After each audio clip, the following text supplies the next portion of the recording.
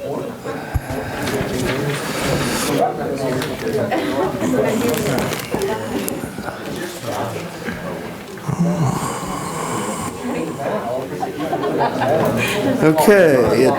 we're back in session. I will turn it over to Mike Scraggs, City Manager. Thank you, Mayor and Commissioners. The topic at hand is follow-up on the Law Enforcement and Community and Race Relations Forum that we conducted on June 29th. As you know, recent law enforcement events across the nation have focused attention on the conduct, policies, and procedures of law enforcement agencies nationally as well as locally. But thankfully, we locally, there have been peaceful protest marches and rallies, and at least the last two city commission meetings, citizens have brought forth questions and concerns to you and requested specific changes on particular topics. And so, based on that, you provided staff with direction to schedule a community forum to discuss law enforcement and community and race relations on June 29th. We did that. We scheduled it for Sam's Chapel at Kansas Wesleyan University. By my rough count, there were approximately 125 people in attendance. And as a side note, we were able to make arrangements with Salina Media Connection and pay Sound Innovations to provide sound at Sam's Chapel, which is a model that we've been using kind of in the interim here for Planning Commission meetings at Tony's Pizza Event Center and for that forum in particular. As we put together, we shared with you in advance of that forum, a possible format and topics, and then as we finalized the agenda, staff identified what we felt like were the 4 highest priority topics, recognizing that you had asked us to keep the meeting to 2 hours. So the 4 high priority topics that we identified and discussed at the forum were the Law Enforcement Advisory Board, our police department's participation in the federal 1033 surplus property program, our use of force policy, and the process used to interview, hire, and train police officers. So Police Chief Nelson prepared and presented the PowerPoint presentation on those topics and then fielded questions as well, and that took approximately 1 hour of that block of time, I would estimate. So we had previously identified additional talking points, and we called them out on the agenda of the forum as additional talking points to possibly be addressed later. And those, again, were based on the community feedback we'd received so far. So one of those was the Salina Police Department's accreditation process. Chief Nelson touched on that some in his presentation, but there's quite a bit more detail that goes into that accreditation process. There were questions about consequences for violation of the policies by police officers, how that's handled. There was discussion or previously about less lethal equipment and what alternatives might be available or should be required to be exhausted. There was discussion about requiring a warning before shooting.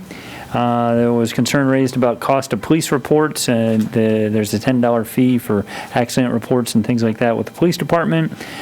Some discussion more so, I think, on our part than the citizens, but in response to some of the concerns raised about our use of body and dash cameras, and then questions about citizen complaint options and next steps. So those were topics that have come up that were not addressed in the forum as part of the presentation.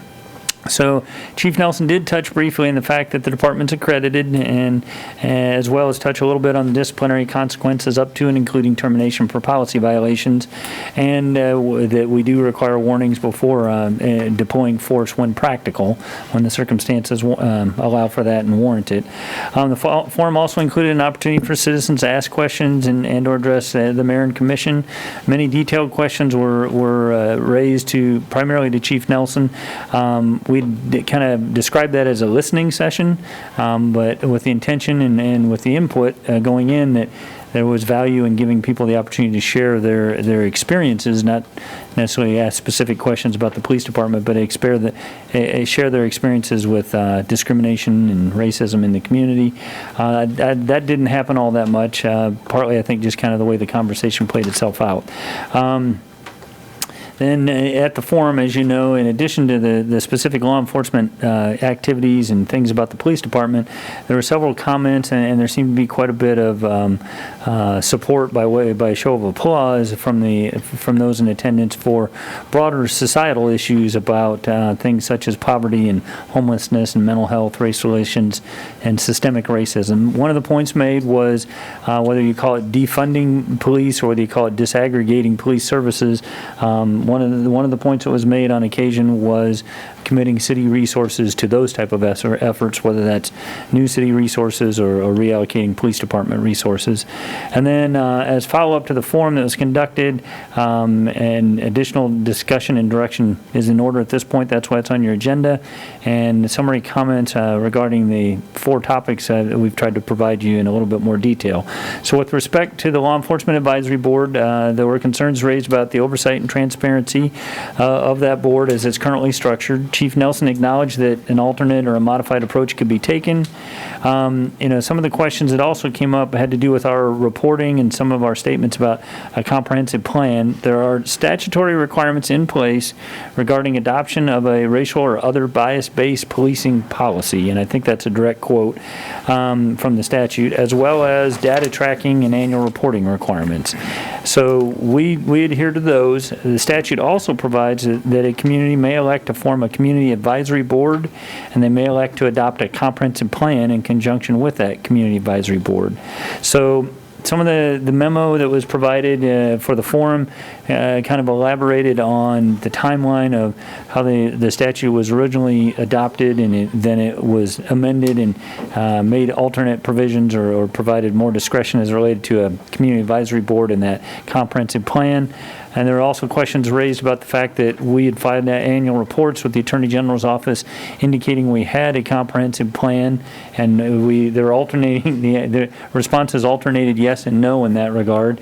What we do have is a racial or other bias-based policing policy, and I think some of the staff that filled out that annual report to the Attorney General's office incorrectly interpreted that to satisfy the requirements of the comprehensive plan when the statute goes into detail about the contents of a comprehensive plan. So I think there's an opportunity, it's elective on our part, but there's an opportunity to take some of the information we already have and formalize it into what is more directly responsive as a comprehensive plan. So with respect to the Law Enforcement Advisory Board, I think there's been acknowledgement on staff's part that we could look at alternate formats and possible modifications to that approach. As far as participation in the 1033 surplus property program, Chief Nelson itemized what we have received and what we currently have in our possession, noting that the only thing at this point is an APC, an armored personnel carrier, and he provided some description of the rationale of why we have it and how we use it and under what circumstances. One of the things that was noted is that we could formalize the City Commission's role in signing off on acquiring any items from the surplus property program. I think there was discussion about the fact that since there is no acquisition cost, there might be transportation costs or things like that, but since the cost associated with receiving that surplus property has not approached the $20,000 threshold, previously, it's been treated as not being subject to the purchasing policy requirements that require City Commission direction. But if you, as a governing body, feel like the 1033 property program merits a different approach, that certainly could be formalized in some form of a policy. With respect to the use of force policy, Chief Nelson provided an extensive review of the department's policy, and we attached written copies of the policy. Our current policy provides that, and this is a direct quote, the use of neck restraints, chokeholds, or other similar weaponless control techniques, however, are prohibited unless the use of deadly force is authorized. And then our policy goes on to define lethal force as any use of force that is likely to cause death or serious bodily harm. And then our policy also provides extensive guidance on when lethal force is appropriate, which is based upon around the expectation that the subject presents a risk of death or serious physical harm to the officer or other persons. So I think Chief Nelson and I would both acknowledge that there are, whether it's 8 Can't Wait or other sources that advocate that chokeholds are completely banned under all circumstances. Our policy does, rather than ban them altogether, it treats them as lethal force, similar to a firearm or other items, and it's only permissible or only acceptable when lethal force is acceptable. With respect to police officer interviewing and hiring and training, the chief again provided a very detailed overview of the training that goes into effect with the Kansas Law Enforcement Training Center, as well as our field training and ongoing training, as well as psychological testing, background checking, the process that we go through. So I think that was more just informative and in direct response to questions that had been raised. So one of the questions that we need to talk about, I think, is whether there's additional topics we want to cover and whether you wish to have future meetings, and if so, under what format and what schedule. And then additionally, that broader range of topics that I mentioned, the societal issues of poverty, homelessness, mental health, social services, systemic racism, certainly will require a different approach, not only in terms of staff, but us as an organization. And there's been community conversations previously about circles of poverty and bridges out of poverty, and there's been an effort to try to kind of inventory social services provided by different agencies and providers and identify overlap and identify gaps. But I think that is a vastly different approach than Chief Nelson presenting on some of these other topics. And that's where additional discussion and direction from you would be helpful. And as I noted in the report, those issues are beyond the purview of not only just the police department, but the role and authority of the City of Salina organization, in and of itself. It's probably a more collaborative effort across multiple organizations in the community. With respect to fiscal note, there's no direct financial cost associated with this particular item today. There's nominal costs associated with hosting additional forums. I think the sound system cost us about $800. And so what I tried to do is identify for you, there's 6 decision points there. One, would you like staff to research possible revisions to the current approach to the Salina County Law Enforcement Advisory Board, as well as an alternate citizen review board format, and provide a presentation to you at a future meeting? We could certainly inventory what peer communities do, as well as what recommended best management practices might be, and come back to you with that. Would you like us to prepare a proposed policy regarding a city commission review and approval of 1033 surplus property program items? I mean, as an alternative, you could ban receiving those altogether, but I think on a case-by-case basis, it might be more appropriate to at least see what those items are before we make a decision. Would you like the City Commission, as the City Commission, would you like to review and discuss further the Police Department's policy on chokeholds when lethal force is deemed appropriate or otherwise? Would you like to further discuss the Department's interviewing, hiring, and training practices? Would you like to discuss the additional talking points that I previously mentioned, and if so, in what format? If we didn't have so much budget conversations, I think we might be able to take a study session approach, but I know there's been conversation about what's the appropriate location and what's the appropriate time of day. And then lastly, do you wish to pursue the broader societal topics of poverty, homelessness, mental health, social services, systemic racism, etc.? And if so, do you want to involve additional organizations and stakeholders in that broader community conversation, or do you see that as a staff task?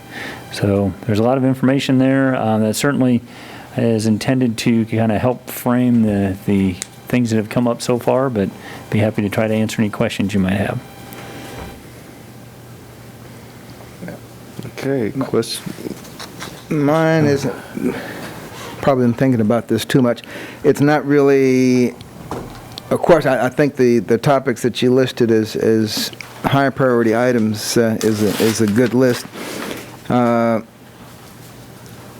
don't know how many minutes I get, but if I go on too long, just give me a signal. We don't turn the clock on you. Unless I do this, that means turn it on. So. I think some of these items are items of immediate concern, or more immediate concern than others, such as establishing a clear use of force policy, or another example, just establishing some agreement this is what our police officers expect citizens to do when they're pulled over, and citizens should expect our police officers to do this when they're pulled over. The Law Enforcement Advisory Board is probably something that can be handled more in the short term than the long term. But I think there are a lot of other long-term issues which I wouldn't be in a great rush to get through in the next 30 days because they're going to take longer than that. And I put at the top of this, measure twice, cut once, because these are longer issues or slower issues to change. And in my dreaming, I'm sitting here, designing the police force of the 22nd century. But I think what we first have to do is ask ourselves, what type of force do we want? Design the force, then budget. What you may find is the budget actually goes up. It may not go down, depending on what you want our police force to do. So I'd want to first find out what it is our police department does, and some of that data exists.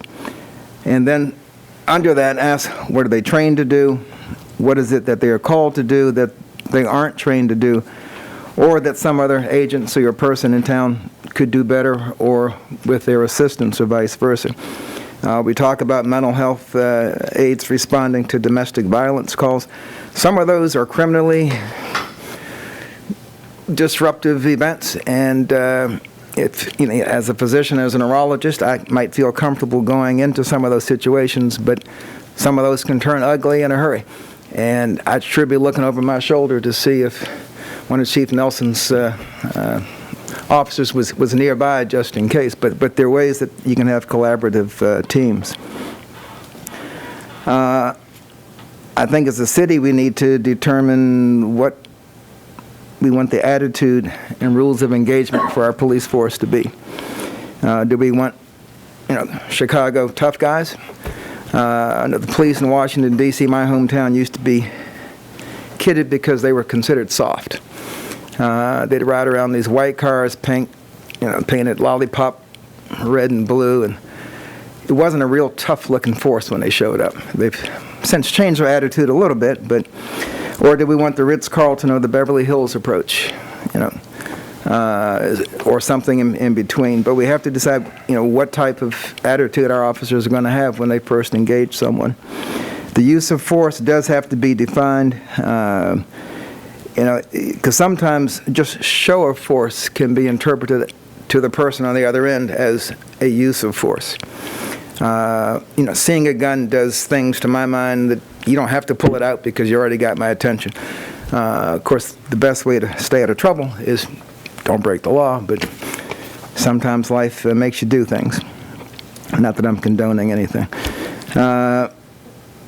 So we need to assess and refine our policy. And again, what is it that we want our police to do? And we have to show that the use of force is appropriate to the suspected offense. If you're pulling someone over for a taillight, obviously there's no reason to have a gun out of a holster, unless you have reason to believe this is the person who just held up the bank. Is there bias in our laws, administration of our laws, and sentencing habits?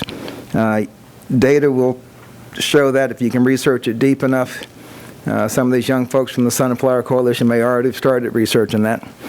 The example, and I'm blocking on your name, I apologize, but the example you gave for, perceived bias in just applications. I think our hospital lists probably 20 different ethnicities that you can claim, and with some very weird subdivisions, and it's not the only institution. Hope I get paid next week. But not to pick on them, but that's an example of a systemic, and not that it was necessarily put in a racist fashion, but could certainly be construed that way. But those are things that are real hard to tease, and if you're not looking for them, you just look over it and don't even think twice about it. But that's something that takes a long time to tease out. The example that comes to mind is the sentences for crack cocaine and regular cocaine are very different. And if you look at who's likely to use one, who's likely to use the other, then you see potential bias in crime and sentencing. We could have a dashboard that tracks whatever measures we come up with, to track attitude, performance, anything that might reflect bias-based policing. I think the Law Enforcement Advisory Board could have a bigger and better role. It could be set up to regularly review data, not just cases that are referred to it. When we go the extra step of having an independent police review board, and I know they go by different names in different cities, that has authority, I don't know if we have enough cases a year in Salina to need that. And I don't know what the chain of command is or how you do it from the human resources aspect, because you could say the city has a conflict of interest because it employs these folks and it's responsible from a liability perspective. So I don't know how those are set up, but I think that board could be doing more than what it does, and certainly is a great conduit for citizens to relate to the police force and have some transparency. Training and recruitment training, cultural competence, bias training, retention. First you want to find, once you define your force, then you know which type officers to look for. But we also have to give the officers the financial support, social support, emotional support they need. That is a lonely job, and they have to know that the city has their back, which means we have to help them do their job. Two-way communication, again, community policing, known expectations, and I think probably the biggest one is look at how our courts and sentencing handle, because if that system doesn't perpetuate unfair or bias-based policing, then it should begin to die. The parole system, we should be in the business of redemption, not recidivism. So when people go into jail, the idea should be that they don't come back. But again, those aren't things we're going to solve by September 1st or by January 1st. So I think the opportunity here to do something really big is right there in front of us. But it's some of these we can handle now, some we have to make up our mind, okay, this is a 6 to 12 month project. Who wants to work on it? And, I guess if I was ever going to have an ad hoc committee, this would be one to start. But I think that there's some low-lying fruit we can work on. And I'll stop. No, Thank you. I really enjoyed hearing that.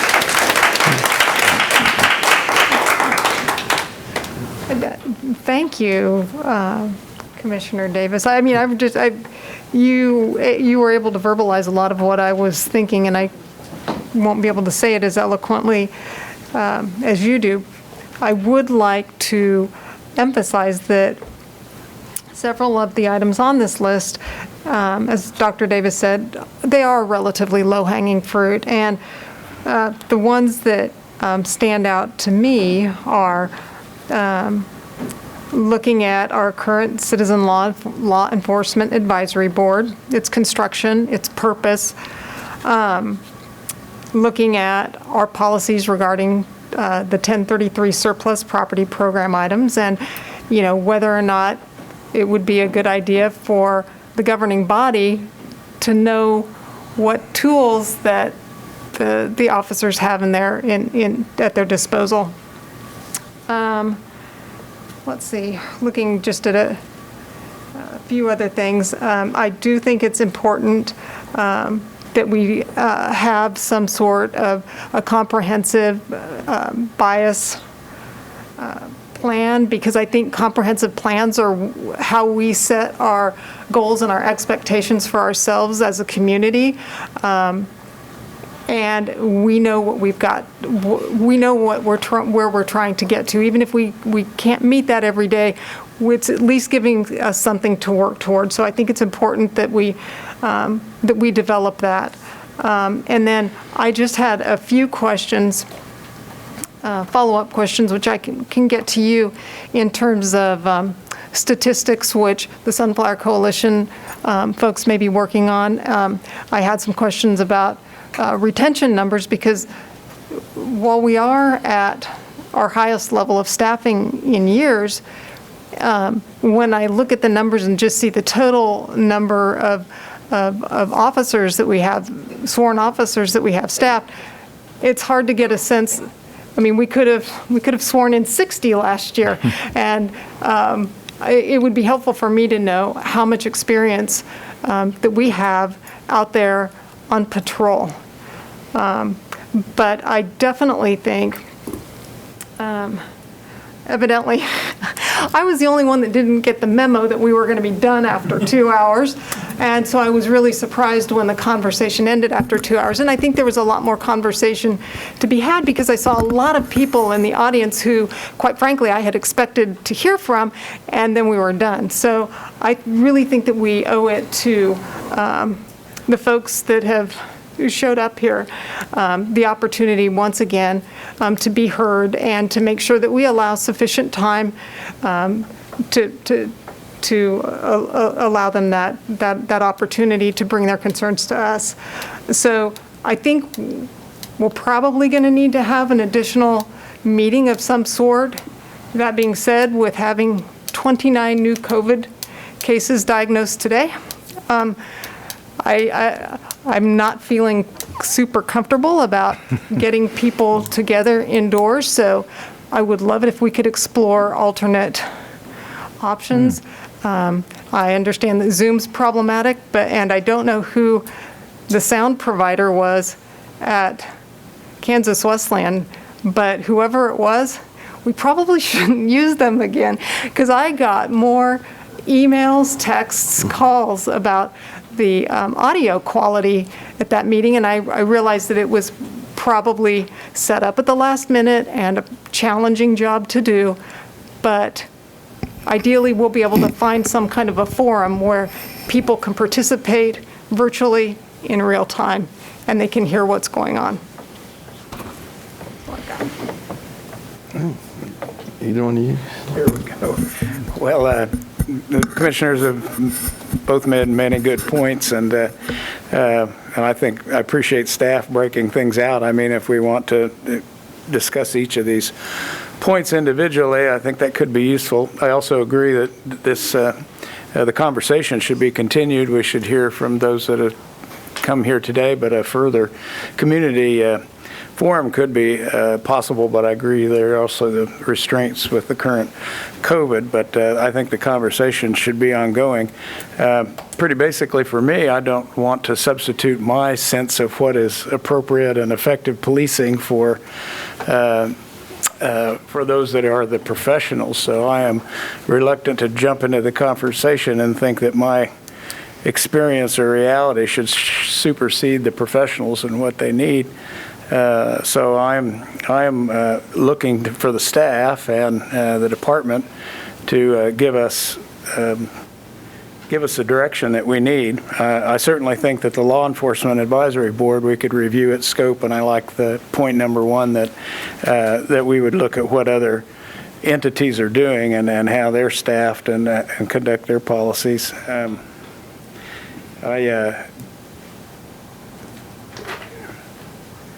On the 1033 surplus, I guess I just, from my point of view, I don't think we should take anything away from them. I think they have the common sense, have already demonstrated it, to not take on weapons that are inappropriate for a small community setting.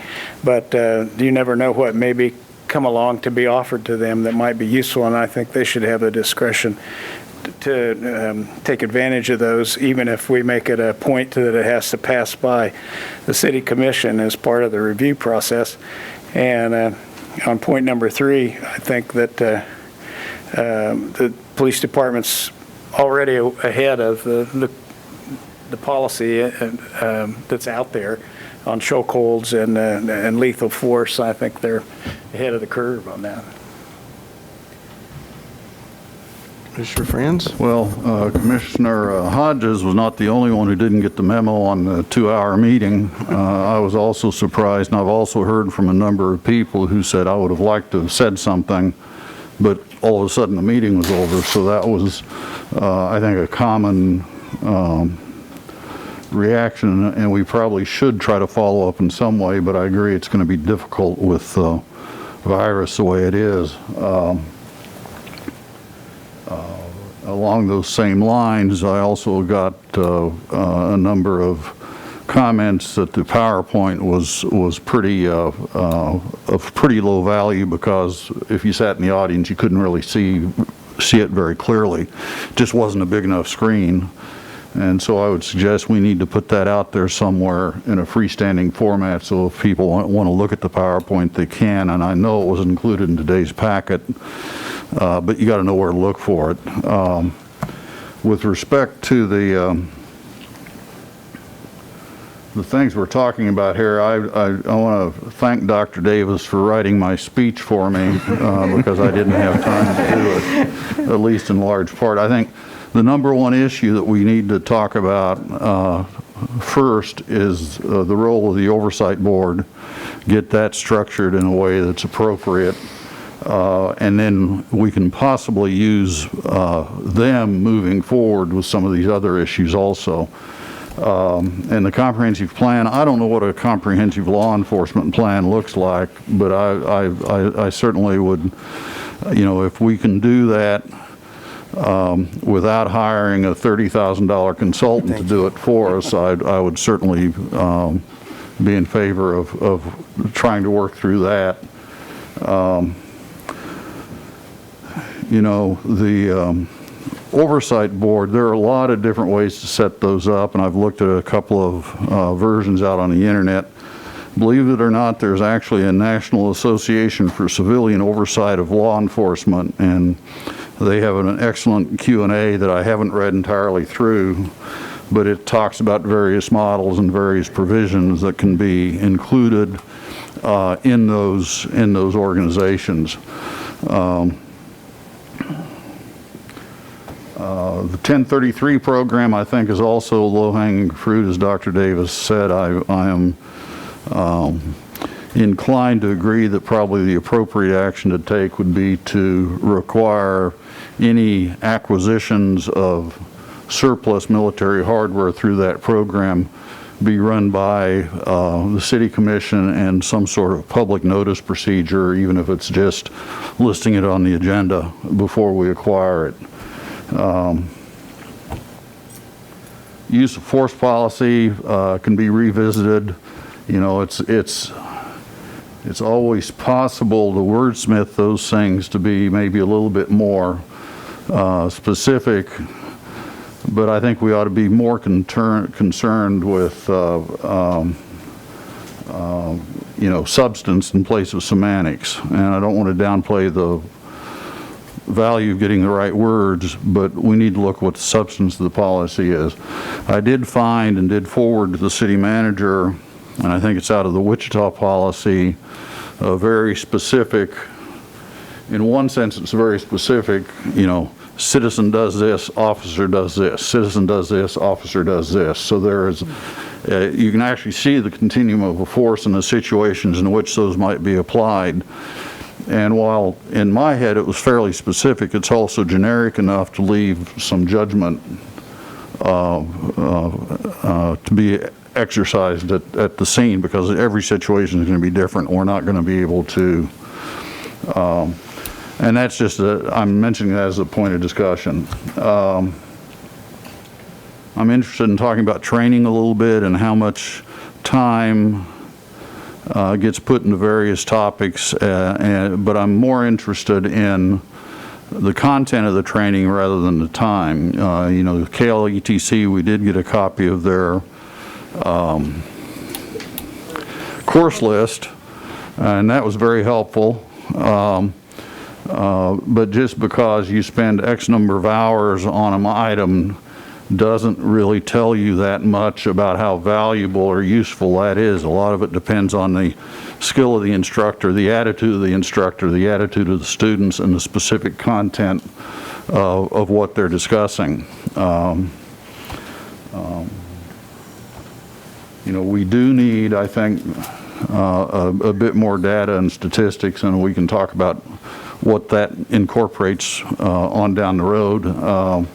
Some of it may just not be available. And then, as I said,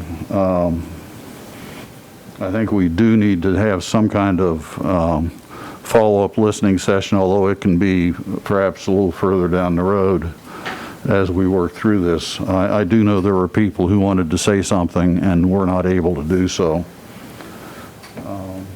And I guess that summarizes my comments. Bottom line is I think that the Oversight Board, the Citizens Board, is probably the first thing we need to address. And as I said, because I think that can be helpful as we move forward through some of these other issues.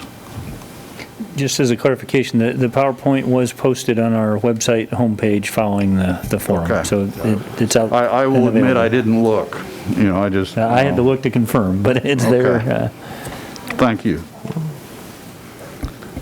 Okay, I'm not going to say much because I think other commissioners have pretty much hit on my high points.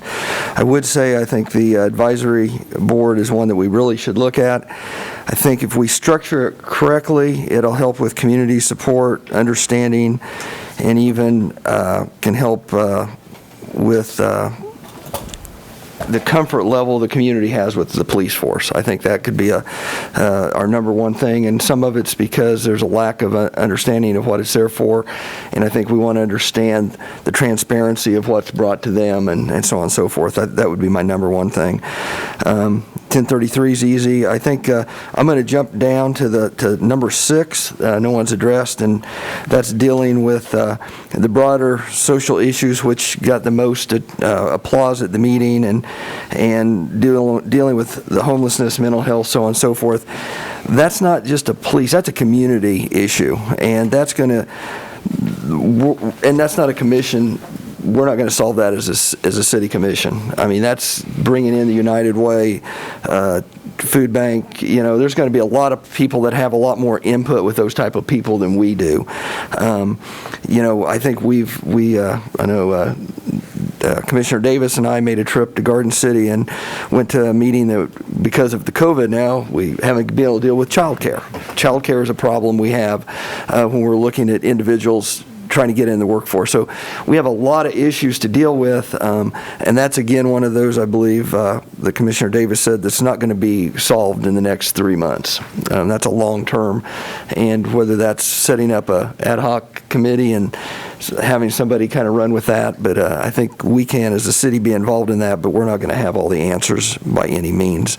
I think the new training facility gives us a lot of opportunity, and again, it's about ready to be completed. I think that gives Police Chief Nelson a new classroom. It gives him a simulator. Hopefully that simulator, you know, we're not just dealing with situations where a gun's involved, but hopefully it has it where you're walking into a domestic dispute, and how do you bring down the tension in that room.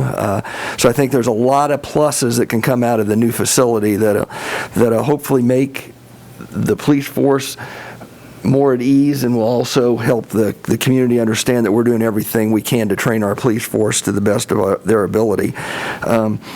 Again, as we talk about this, none of us are out in the field, and every situation's different, and you just don't know how you're going to react. And the more training they can get, and hopefully they're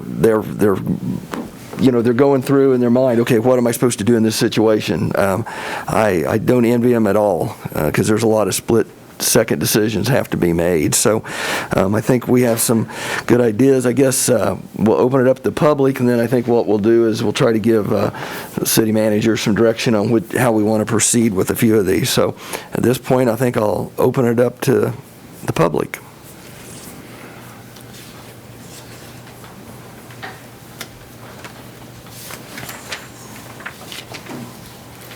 My name is Luke Stanford, and I'm a resident of Salina. I want to first begin by thanking the City Commission for going through the last forum. We can all agree that there is plenty of productive dialogue, and there's a healthy blend of representation of all viewpoints. Our group, the Sunflower Coalition, has already spoken to the City Manager about a few concerns from the last public forum, as well as Commissioner Davis, but we would again like to voice these concerns to all of you as well. So firstly, like what Commissioner Fran said, there was a visibility problem with the PowerPoint presentation. We understand the need for the presentation itself in order to keep the people engaged, but it was certainly not up to the ADA regulations. And this was definitely, like what Fran said as well, a shared sentiment among a large portion of the audience. And some actually asked us to speak about that today and bring that to you. And secondly, even though there was not a large Hispanic turnout at or representation at the last public forum, we believe it'd be very advantageous for the city to make that information that it has distributed and plans to distribute in Spanish as well, given that they make around, I think, given that Hispanic people are around 12.5% of our population as of now. And so, yeah, that'd be very advantageous. And the last issue I just wanted to touch up on was the doors for the facility. One of our members had to come slightly later than the start of the forum, and her and her daughters were unable to enter through the doors that were marked for the public entrance. We doubt there was any malicious intent in this, but still it gives an unwelcoming feel to the community who wants to be involved in this. So we just ask that for the next forum you ensure that custodians know to make sure that the doors are to stay unlocked during the entirety of the forum. And so speaking of the next public forum, we'd like to get a date set sometime in this month of July or early August. I understand that there are plenty of reasonable concerns for COVID, but there are definitely some facilities, like Commissioner Hodges said, that can reconcile those concerns to make sure that we could still have that next public forum and making sure that we could still get this information to the people and continue up with the urgency and the momentum on this issue. And as I'm sure you are, or as I already know, you know, but our group has been hammering you on 4 different issues in regards to this systemic racism in America, and more specifically in our own community: public accountability and transparency, demilitarization, reallocation of resources, and use of force. And so the Sunflower Coalition has several tangible policy proposals that we'd like to present to the city commissioners as a group, and we ask that a meeting be arranged with the Sunflower Coalition and the City Commission so we can go over these proposals and just present you with a report and some statistics as well as the proposals themselves. And so we would like for that to get arranged tonight whenever we can, or if we could stay after and talk to you guys about arranging that, that would be perfect. And yeah, we look forward to discussing the issues further with you. Thank you. Actually, if you're, sorry, go ahead.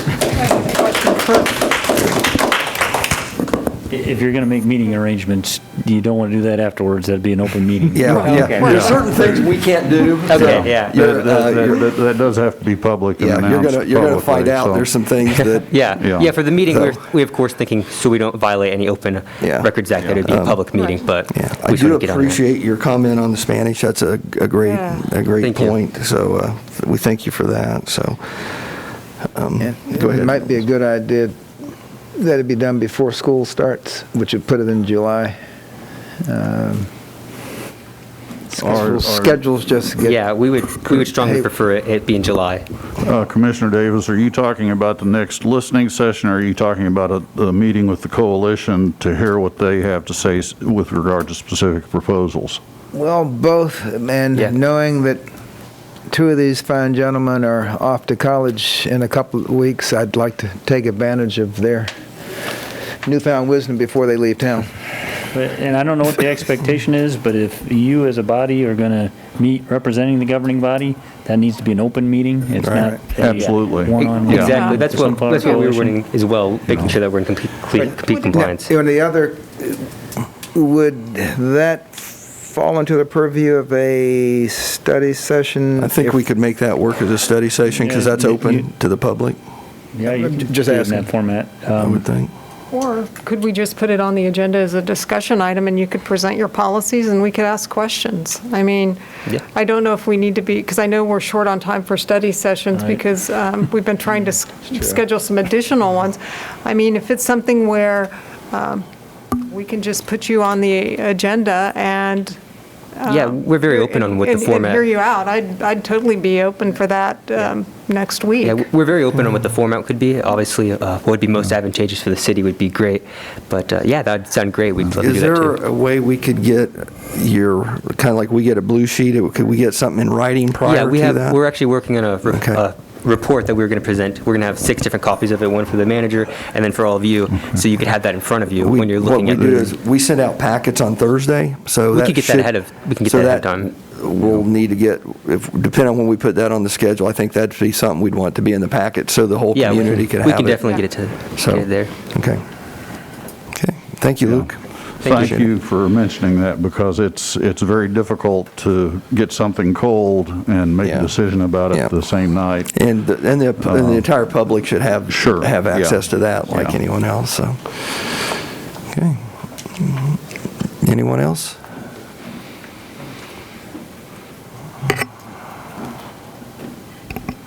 Santiago Vasquez. I'm also a resident here of Salina, and I'm here on behalf of also the Sunflower Coalition. We did want to come out here and thank you all for having a public forum to hear some of the opinions of the people in the community. I was quite pleased with where the dialogue ended up going, obviously because, it talked a lot about the systemic issues that we need to be addressing within our community, and what ways that we can dispel misinformation about, things like defunding the police or talking about police reform. That was all very productive and important dialogue. I will once again restate the fact that Luke brought up, that making this accessible to people in Spanish is also probably very, very important, considering that, one, there was not a huge amount of Hispanic representation. In fact, at least from where I was sitting, it seemed like the majority of the people coming in were white. And unfortunately, that means that the views that they were representing, at least on the for the most part, would not be, people who are facing the sort of discrimination that we would see from a police department. Right? I know that a lot of the people who I talk to, who are members of the Hispanic community, they have personal experiences where they feel that they were unjustly treated and were unfortunately unable to attend that meeting, but at a future meeting, hopefully that they would be able to be there, provided that they have the ability to have translation, both from the message that is coming in and also the messages that they will be outputting. So those are two things that are going to be very, very important moving forward, and we hope that a future public forum happens relatively soon, is safe, whether that has to be outside or through another purview, is obviously something up still for discussion. That's kind of our notes on the public forum. And additionally, after that, I wanted to discuss a little bit about the comments that were made. I was quite pleased with the analysis that all the commissioners gave about how we want to address these issues. We once again understand that there are some things that are a lot easier to address now and some things that must be addressed over a long period of time. When talking about moving around funding from the city budget, addressing things like homelessness and poverty and childcare, all of that takes a lot of work and effort and looking into, and we understand that that is a long-term goal and something that dialogue needs to happen for a long time, especially considering that the budget is going to be voted on relatively soon, I believe, within either this month or the next one. So that's something that we would have to look towards probably down the line. But once again, we still advocate that those are things that must be addressed, because we cannot forget the intertwined nature of everything that happens within a community, right? Policing affects disproportionately people who are of color, people who are of lower income, and so addressing policing also means addressing the courts, means addressing poverty, means addressing childcare, means addressing economic opportunity and fair housing. These are all things that must be continued in the discussion, even after we get some of our initial demands of readdressing the 1033 program or addressing our use of force policy, which we still have at least semantically, some problems with. But once again, we also understand that more importantly than the semantics is the way that those are enforced. But yeah, these low-hanging fruits obviously are something that we need to get knocked out of the way pretty soon, but we must also remember to always have in our minds what we can do to improve the community as a whole, because when talking about policing, that will affect everything else, and the way we enforce our policies affects everything else in our community. Once again, as Commissioner Davis pointed out, there is more than just the talk of whether the policy is explicitly racist or explicitly discriminatory, but whether the way the policy is applied is racist or discriminatory. And that's what we find nowadays, especially post-Jim Crow, is that many policies are not in writing discriminatory, but the way that they are applied is applied disproportionately to our most disadvantaged communities. And so in studying, furthermore, this goes for both the coalition and for any governing body, we must look to the effects of the policy rather than just the specific writing of the policy as well. Additionally, I would like to posit that in addressing these issues and even thinking about these issues, we must have a clear vision for what a better Salina looks like. Obviously, there are things that we can do right now, but there must be a clear vision on behalf of the City Commission for what a future Salina would look like, right? Because I understand that terms exist between like 2 and 4 years, but even outside of a term limit, what does a Salina 10 years or 20 years down the line look like? What is our ultimate best Salina supposed to be, and how can we take steps each year to get towards that vision? Having a very cohesive understanding of what we ultimately want our society to look like should be in every moment that we think about what policies we're going to be implementing to reach it. So when talking about the implementing of a citizens review board or a better law enforcement advisory board, we have to understand, does this ultimately meet the requirements of what we want Salina to look like in the future? A Salina where we have proper accountability, proper enforcement, and proper review of the policies and the uses of force that our police department has. When we talk about addressing the issues of fair housing or of poverty or of homelessness, do the policies that we're going to be presenting reach, are they conducive towards a Salina that is ultimately better for the community? And how can we have a tangible dialogue between those who are enforcing those policies, the people who are enacting the policies, and the people who are on the receiving end of those policies? Because obviously in this conversation we must have not just the Sunflower Coalition or the community, but also the people in power and the police department. As Mr. Ryan said, we need to have also the understanding of the people who are on the line. But we must always make sure that there is a balance of dialogue between the people who are enforcing the law and those who are receiving it, and whether or not that is happening equitably. These are all a lot of very important and large questions that we need to be addressing and thinking about moving forward, and something that we as a coalition make sure all of our members think about every time we have a discussion amongst ourselves or we talk about creating a policy proposal. And I obviously don't personally know any of you or understand what you guys say privately, but I would hope that after this conversation, and hope that even before this conversation, that is something that you have been making sure to keep in your mindset when talking about addressing our low-hanging fruit and additionally our longer-term goals. So we hope to have this continual dialogue with all of you, and hope that you are committed to a Salina in the future, even post the existence of any of us here, that will be better for the people who live in it, whether that be the life of an officer, the life of a working citizen, the life of a person of color. How can we work to make that better? And ultimately, what are we doing to make sure that vision is met? I have nothing more to say. Thank you. Thank you, Santiago.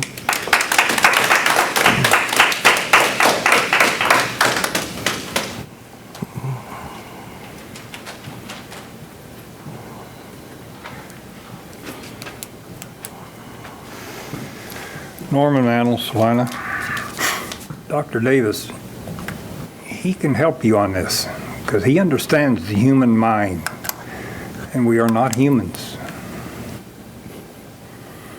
If you break down the human mind, we're just a more evolved predator. We react. As you said, decisions are made in a split second, and it can change. How we're going to train these law enforcement officers, they got a tough job ahead of them. But I can tell you, I didn't attend that meeting because I went and celebrated my birthday the 1st. But law enforcement's got a tough job. But I served in 1964, 5, and 6. You know what our instructors told us? We will train you. We will teach you to react to surprise attacks, ambushes, and you don't know who it's going to be. And they also told us where you may be going. Color of uniform is very important. And I'm not picking on law enforcement. But you know what color uniform the Viet Cong wore? Every time I see you in black uniform, all you need is a coolie hat. Do not compromise anyone, let alone a vet. I've attended the first vet meeting a long time ago. And you compromise anybody, let alone a vet. So I would ask you to start having these officers change the color of their uniform. Black is the kiss of death. The Viet Cong wore black uniforms, and every time I see one of them, they don't trust us, I don't trust them. Where do all these law enforcement sit? They got their back to the wall. It's going to take a lot of training.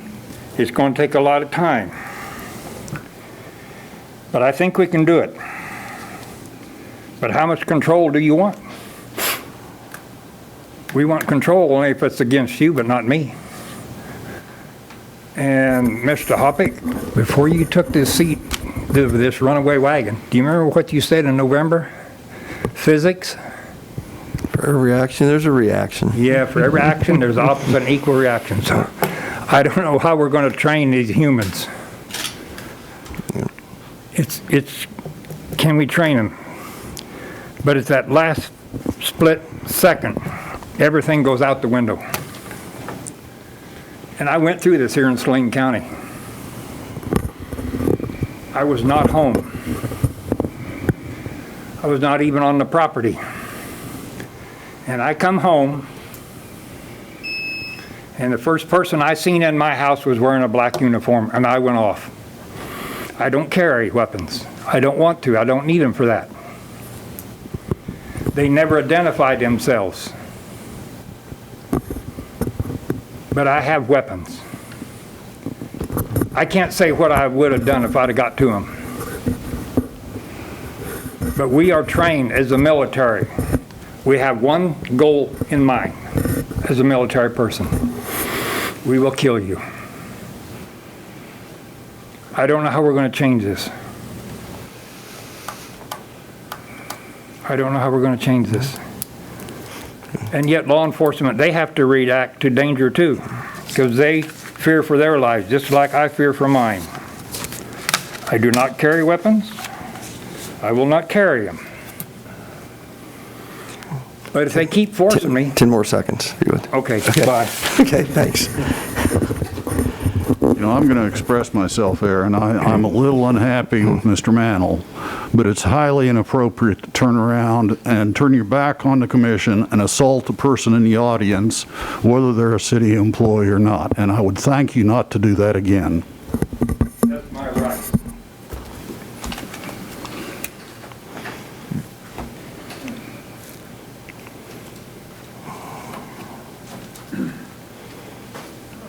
Thank you, Commissioners. I want to say first off that I stand with the Sunflower Coalition, and I want to thank them for their efforts in addressing this topic and on the research and the work that they're doing. And so with that said, I would very much encourage you to meet with them, set this up with them as soon as possible in front of the public so we can hear what they have to say, because I'm very interested in hearing what they have to say. I also want to thank our police department. I've just seen many examples where they have used proper restraint and have engaged in nonviolent conflict resolution. And so from that place, I'm very proud to be a Salina citizen. Concerning the use of and acquisition of surplus military personnel, I am wholeheartedly against that. I think the militarization of our police forces has become a very, very dangerous thing in our communities. I have seen firsthand where they have been used on the American people in a very destructive way. So I would think that any acquisitions of surplus military personnel, there should be complete, what's the word I want? Someone help me, but it should be all completely out in the open. It should not just be open to discretion. It should be open for public comment so that the police department can explain to the citizenship exactly why they need those weapons. Thank you. Thank you. I wasn't even going to speak on this item, but it kind of got my attention. How about name and that? Please don't ever come to our church because my preacher wears a black uniform. These fine folks back here. Can we have a name? I'm sorry. I know you, Jeff but maybe Bennett, nobody else Salina. does. Thanks. These fine folks back here, I'm sitting here thinking every day when I see them out when it's 100 degrees outside and the humidity is 1,000%, and they're out there with a black long sleeve with a bulletproof vest and all the stuff they have to wear. And I'm thinking, man, we should let them pick what they wear. In the summer, wear white or khaki, something loose fitting where they can breathe. I don't know how they do it. But one other item is, I think most of them are veterans. Most of them I know are. So, if somebody really finds offense with that, maybe they ought to talk to somebody, because I don't see any weight to that. Anyway, thank you. Thank you. And thanks to those folks back there. I appreciate what they do every day. Thank you.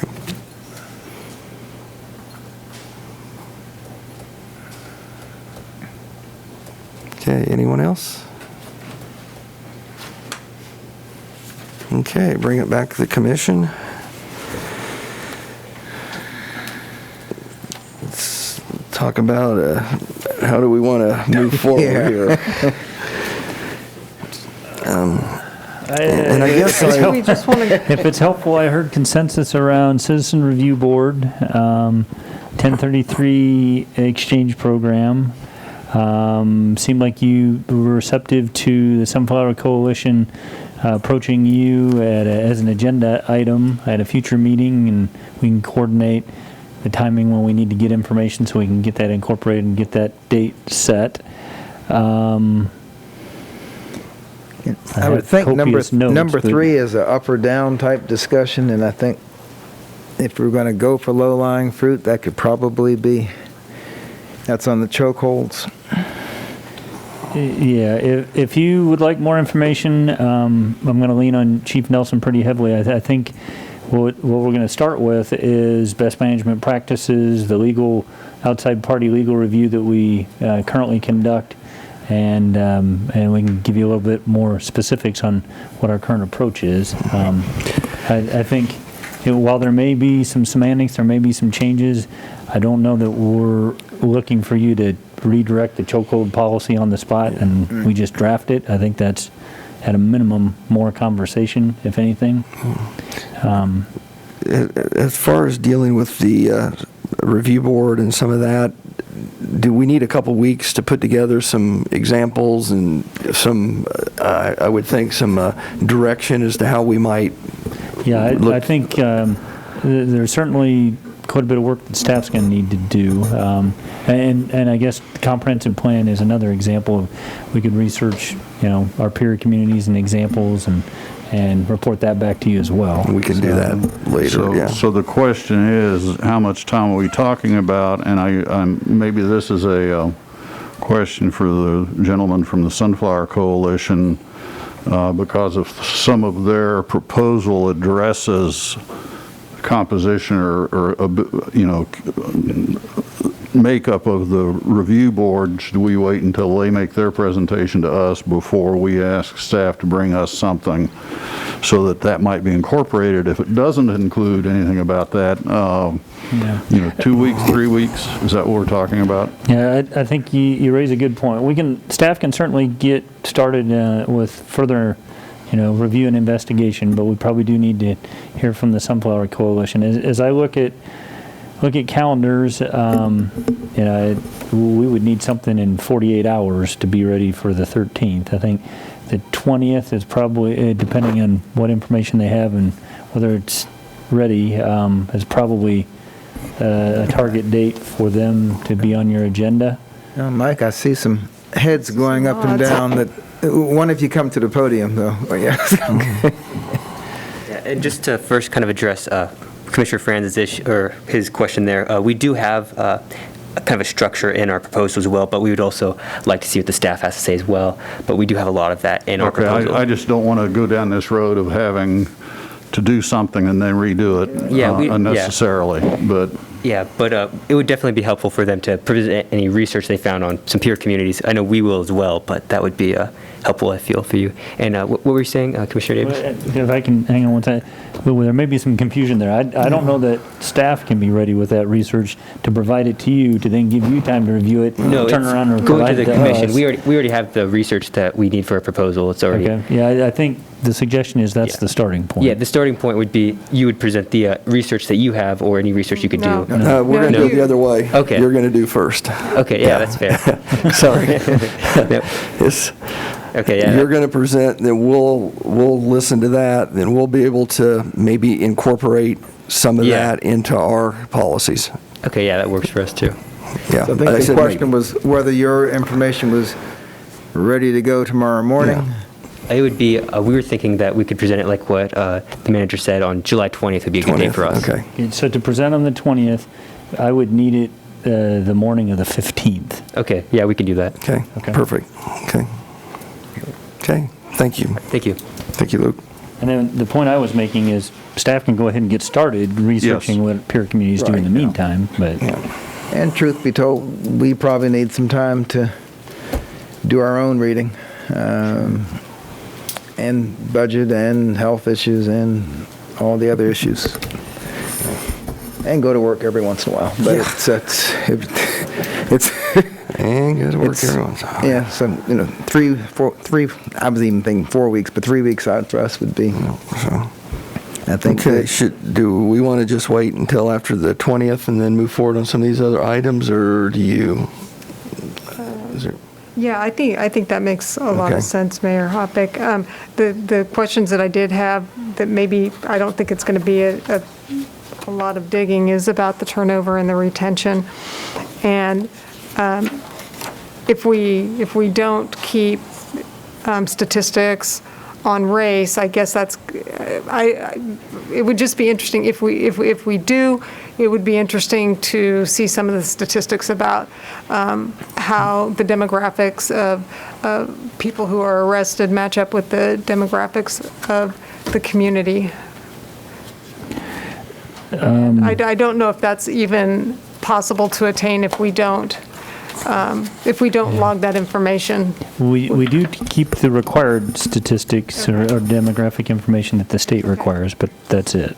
So, but we can, and the turnover information, I know we have that. Thank you. Okay. With that, I guess we'll hear from the Sunflower Coalition on the 20th, and then we'll make a decision as to when we want to move forward from there. All right, just, well, Yes.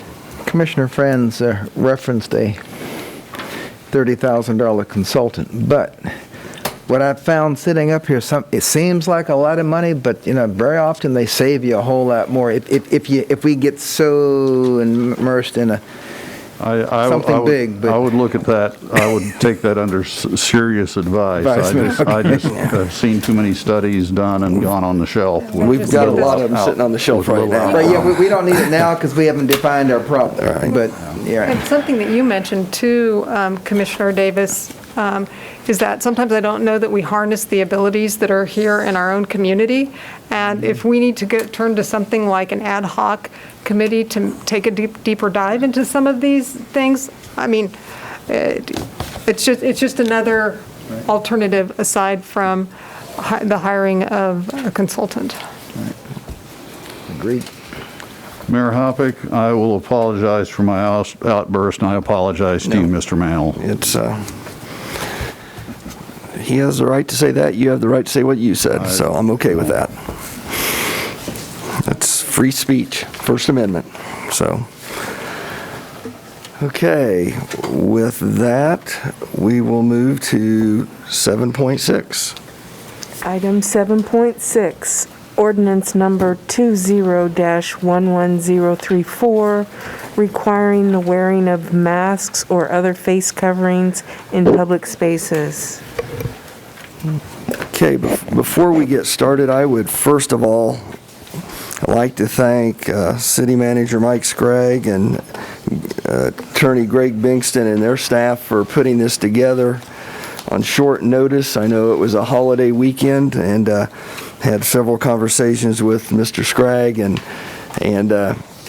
there was a lot of work done between Friday and today. So again, thank you guys, and thanks for your staff for putting this together for us. So. And thank you. Deputy City Manager Jacob Wood, and in particular, also deserves some recognition for putting that work in. And we've got a PowerPoint presentation for you that I'm going to apologize in advance. It's quite a bit of detail, but I think it will get you where you need to be on this topic. As the day went on today, I consulted with the city attorney, the deputy city manager, the city prosecutor, the city judge, the county administrator, the League of Kansas Municipalities, the attorney general's office.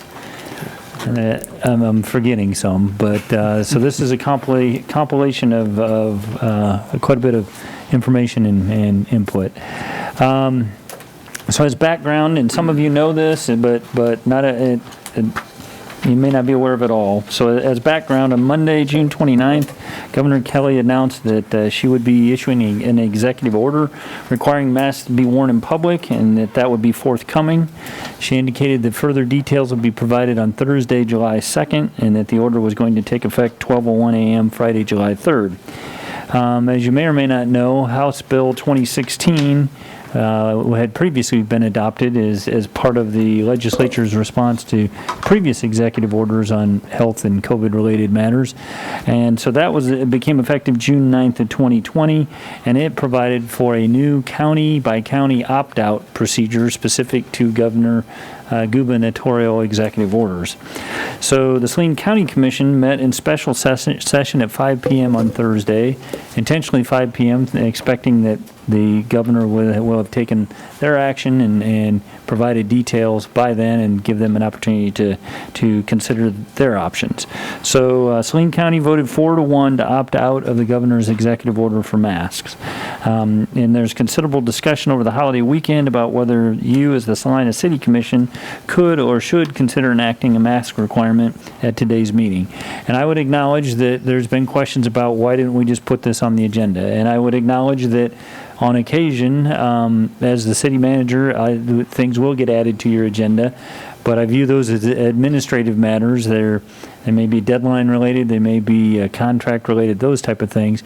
I viewed this as very much a significant policy issue that I did not want to facilitate a serial meeting over the weekend of you to make the decision that you made earlier today. So recognizing how this timeline played out and where it was headed, we did try to facilitate your options today. I'm going to go into detail about the governor's executive order. I would tell you that the ordinance that's been prepared for your consideration nearly is identical to the governor's order. It very much replicates the provisions of the governor's order. So I think going over that serves two purposes. It gives you background, but it also prepares you for the ordinance draft that's provided to you. So the governor's order provided that any person in Kansas, so you're traveling through whatever the case may be, shall cover their mouth and nose with a mask or face covering. And then it has a laundry list of the circumstances when that's required. Inside or in line to enter any indoor public space, obtaining service from the healthcare sector, and it lists a whole list, and it notes that list is including but not limited to those things. Waiting for or riding on public transportation while in a taxi, private car service, or ride-sharing vehicle, while outdoors in public spaces when unable to maintain a 6-foot distance between individuals. And as you probably know by now, that doesn't apply to individuals who reside together. So basically that mass gathering social distancing requirement in public open spaces. And it goes on to say that all businesses or organizations in Kansas must require, so it imposes the burden on businesses and organizations to be involved in policing this a bit. So they must require all employees, customers, visitors, members of the public to wear a mask or other face covering, and then it lists a number of scenarios.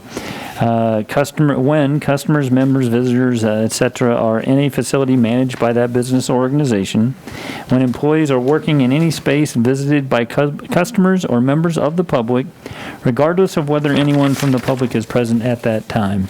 And so the interpretation, I'll use my office as an example. I do allow the public to meet with me in my office. So then the expectation would be that now becomes a space where a mask must be worn, even if I'm in there all day long by myself.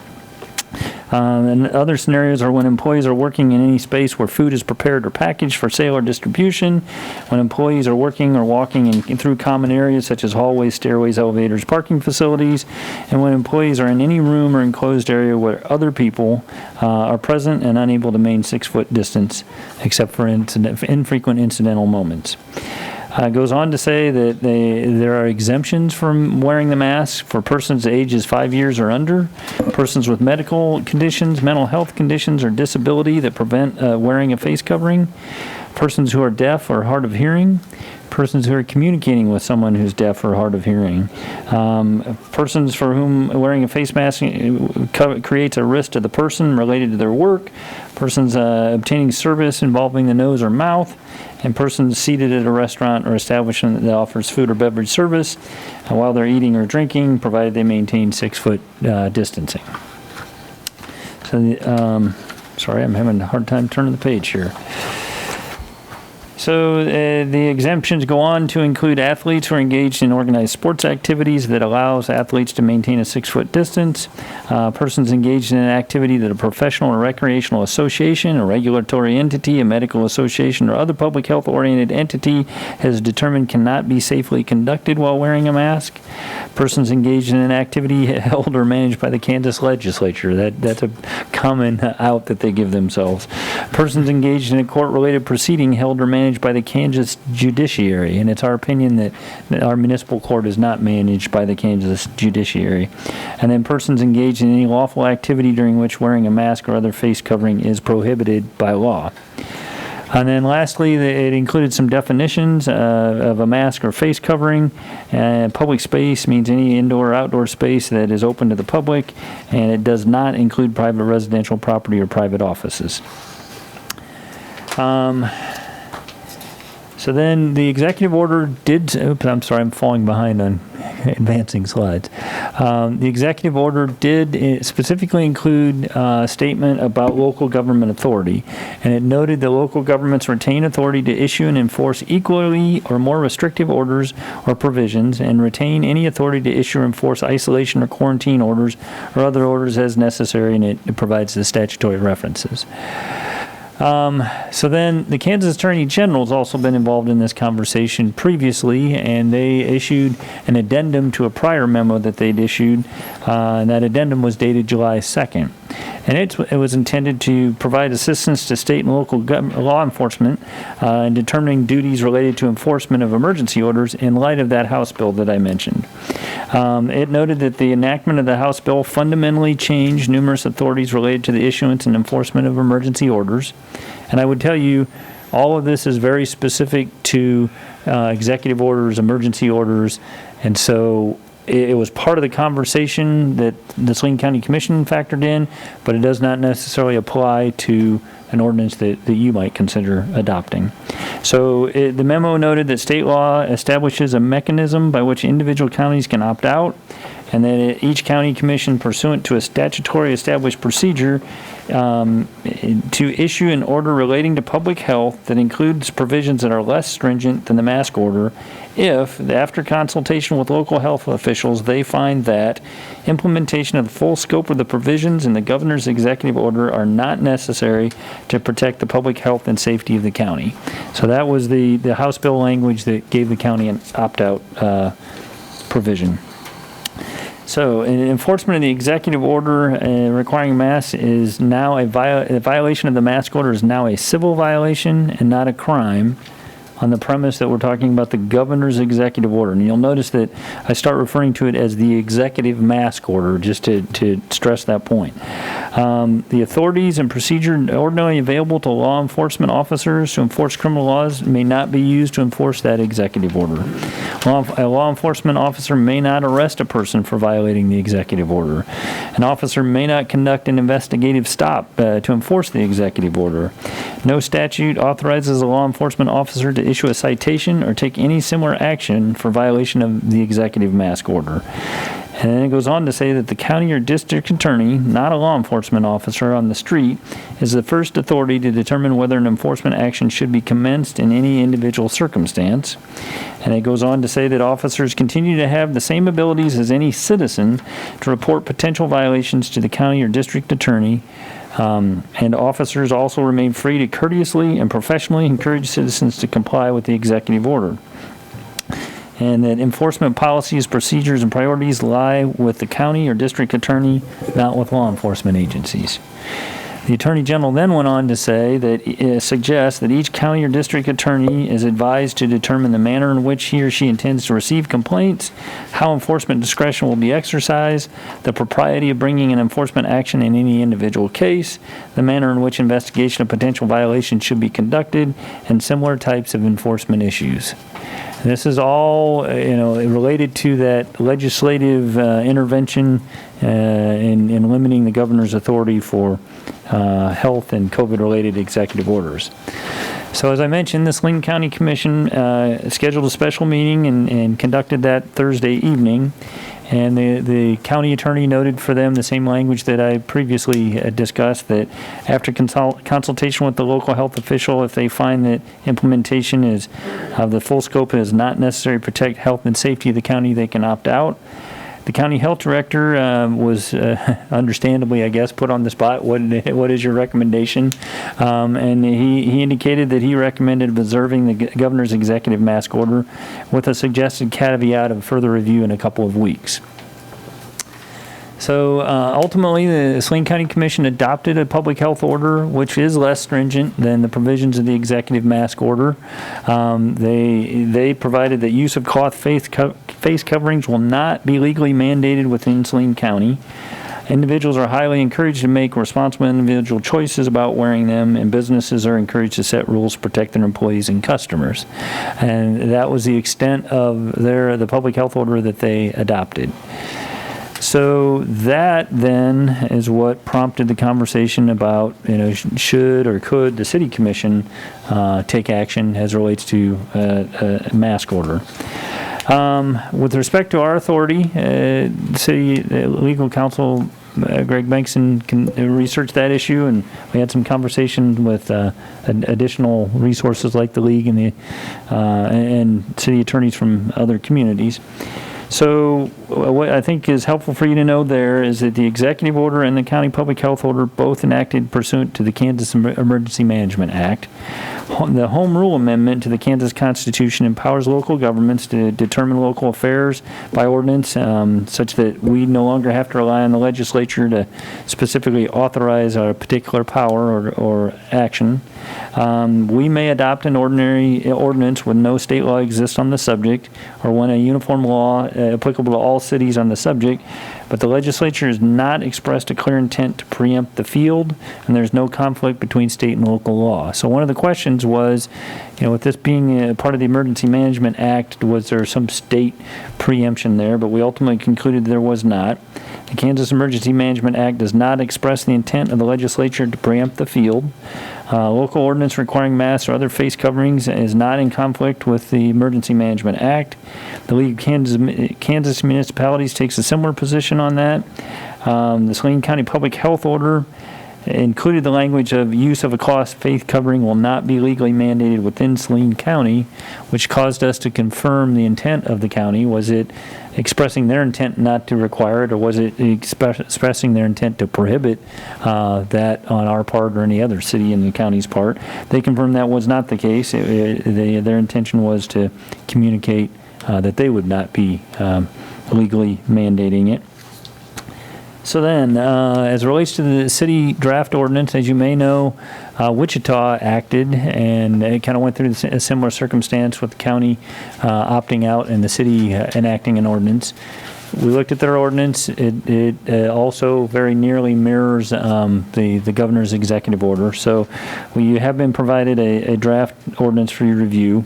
It replicates the provisions of the executive order, and then we have identified some possible amendments for your consideration later in this presentation. So, with respect to the local ordinance approval and effective date, as you know, we typically go through a 2-reading process. It's an ordinary home rule ordinance under our authority. It must be introduced and considered on first reading and considered for passage on second reading, typically at a subsequent public meeting. You may consider passage on second reading if you determine that a compelling public purpose exists, and declare that by a vote of you as the governing body. And 3 affirmative votes are required for the adoption of the ordinance, and then the ordinance will become effective upon publication in the Salina Journal. So, public input considerations, Commissioner Franz raised this concern earlier. We took governing body action to amend the agenda at the outset of this meeting. There is no formal advance notice provided to the public, and additional public input could be accommodated in a couple of ways. You could schedule a special meeting to allow additional public input at some point in the future, or you could consider second reading the ordinance at a future special or regular meeting. That's kind of, I think, part of the intent of first and second reading being on different dates, is it gives the public an opportunity to know what action's being considered and still provide input. There's no formal requirement that exists to require advance notice or a public hearing format, but this is a high-profile topic. And then you have the authority to determine that a compelling interest exists, meriting first and second reading on the same date, if you so choose. Some practical considerations that we identified and have come up in some of the conversations elsewhere is the eligibility for exemptions is not self-evident in all instances, and proof is not required. Specifically, medical conditions, mental health conditions, disabilities, medical conditions for whom wearing a face covering could obstruct breathing, an individual being deaf or hard of hearing. As it's currently written in the executive order and the ordinance, businesses and organizations must require wearing a face mask. So it not only requires that of them, but failing to do so would be an ordinance violation, and so they're subject to the consequences of the ordinance. There are limited law enforcement and court resources in terms of responding to reports of failing to wear the face mask and processing them through court. And then the alternate enforcement approach as it relates to minors. The governor's executive order indicates that from the age of 5 and under is an exemption. So you've got a pretty young age group there that raises a question of how do you enforce that. On other things, city ordinances that don't have some state statute attached to them, the curfew in a park as an example, there is a provision for referring them for a child in need of care, a referral to DCF. And speaking with DCF, the police department was informed that there's lack of state guidance on this topic of how they should process that. It's non-medical or physical neglect, so it's not likely to really be a priority that they would act on. And there's a lack of consistency across multiple county jurisdictions that they're over. So DCF kind of expressed concern about receiving a child in need of care referral on this topic. So then possible amendments.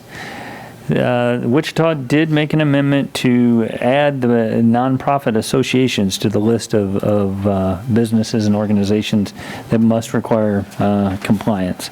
Additionally, then, I think maybe Topeka was speculating about modifying the language about workspace, and so there's a red line version there, but if you were so inclined, it could be reworded to say that employees are working, it is required when employees are working in any space visited by customers, members of the public, or coworkers who are present at the time. So it kind of reverses the intention of that statement from regardless of whether someone is present to when someone is present. Being an ordinance, there needs to be a fine structure, and the fine, you could amend the fines from first, second, and subsequent violation offenses to whatever you deem appropriate. And then lastly, that the exemption, I'm sorry, not lastly, we have a big one coming up yet. The exemption for age 5 could be any age that you choose, but age 10 would better sync up with our current practice in terms of citations for minors. We talked some about the practicality of requiring employers and business owners and organizations to kind of get involved in requiring that masks be worn, and it seemed the most analogous to what we currently have on the books related to indoor clean air and smoking.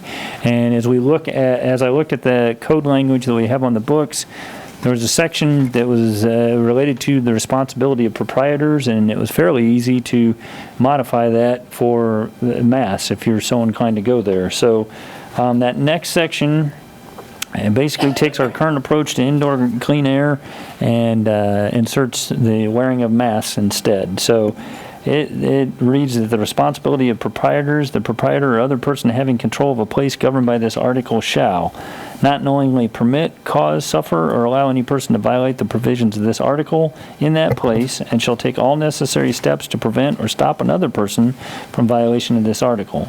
Necessary steps mean to take all reasonable actions to prevent violation of this ordinance by employees, patrons, and visitors in the place, business, office, or establishment, including verbally asking a person who is not wearing a mask whether they qualify for an identified exemption, asking a person not wearing a mask and who does not assert a qualifying exemption to wear a mask, refusing service to a person who is violating this ordinance, verbally asking anyone violating this ordinance to leave the premises, and applying standard business procedures in the same manner for violations of house rules, other local ordinances, or state laws.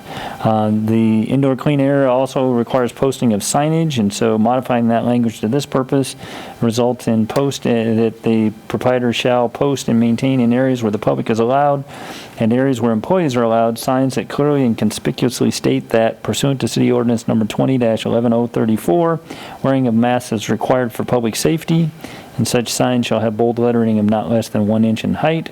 And then lastly, communicating this requirement for masks to all existing employees by the effective date of this article. That is uniquely Salina. I didn't see it elsewhere in terms of examples, but as I said, it was currently in our code as relates to indoor clean air. So with that, the options that we've identified for your consideration, and there's quite a few of them, is you could schedule additional consideration or action for a future date. You could adopt on first reading ordinance number 2011-034 as presented without amendment. You could amend the ordinance as you deem appropriate and approve it on first reading. You could take no action, which would result in the ordinance not being enacted and Saline County's public health order opting out of the executive order and highly encouraging individuals to make responsible individual choices and encouraging businesses to set rules to protect their employers, remaining applicable within the city limits of Salina. You can vote to instruct staff to prepare a resolution encouraging but not requiring that masks be worn, a similar statement to what the county adopted by way of their public health order. You could vote to determine that a compelling public purpose exists, necessitating consideration of the ordinance on second reading at this time. And assuming that if you did that, then you could proceed to voting to approve on second reading, either in its original form or as amended.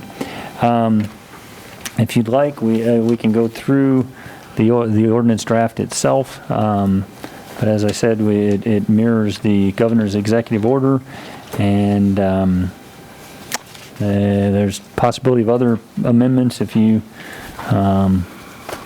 wish to discuss other topics, but those are what staff was able to identify for your consideration. So with that, I think we've tried to give you all the options and all the sufficient background, and I would acknowledge this is a significant policy decision that is ripe for governing body consideration. Yeah, it's at the back. It's at the back of this. This is our ordinance, yeah. Yes, I should say summary published in the Salina Journal on. Yeah. Did you not, was it not with yours? Is that the? It's this one. In there. I don't see it. Did I get Buried in two? there. I'll give you one. Did you take two? No. Mr. Shrag, while we're looking, could you clarify the hearing exemption to me? Since I'm aware of hearing aids, does that mean I can ask everybody around me to not wear a mask? I mean, obviously, I am the one that needs to see the lips of other people to hear them, so. Yeah, well, I actually had another amendment that I drafted and then pulled out, but the way the executive order is written, a person that is deaf or hard of hearing can be exempt from the requirement, which for the purpose of communication, that's not really the focus, but it also then provides that a person communicating with someone that's deaf or hard of hearing can be exempt from the mask requirement for the purpose of being able to communicate with someone that's deaf or hard of hearing. Now, I think it would be a personal interaction between you and whoever's communicating with you. But if that was necessary to assist in the communication, they could take their mask off. Although on a practical basis, there are other options. You can wear face shields, have plastic dividers. I mean, of course, in your business, I know the personal contact is important, but there are other. Yeah, this Other ordinance doesn't options, go yeah. anywhere near any of that, other than to just create an exemption from the mask wearing requirement. 'Cause I've had that issue with doing telemed. I'm on a TV screen. I don't necessarily have the mask on if I'm in my room office by myself, but I've had it on accidentally. And people who are deaf and lip read, they've actually asked me, could you take that down? I can't see what you're saying. Right. So there are times when you have to remove it. I am a little bit concerned about Section 3 that requires businesses to require all of their customers, employees, and so on to wear masks. In my eyes, that kind of pushes enforcement of the ordinance onto the local business owner, and I think it would be, I would prefer if we would have a notice requirement there similar to the smoking notice requirement, simply saying city ordinance X and so requires the wearing of masks while you're in this facility, that they could post on their entryway. Without necessarily requiring them to, approach customers and saying, you're not wearing a mask, you have to leave. I did visit a number of locations last weekend just to try to get an idea of how many masks were being worn, and one of the places I visited did have a sign on the door, and compliance there was about 90%. About 9 out of 10 people had masks on.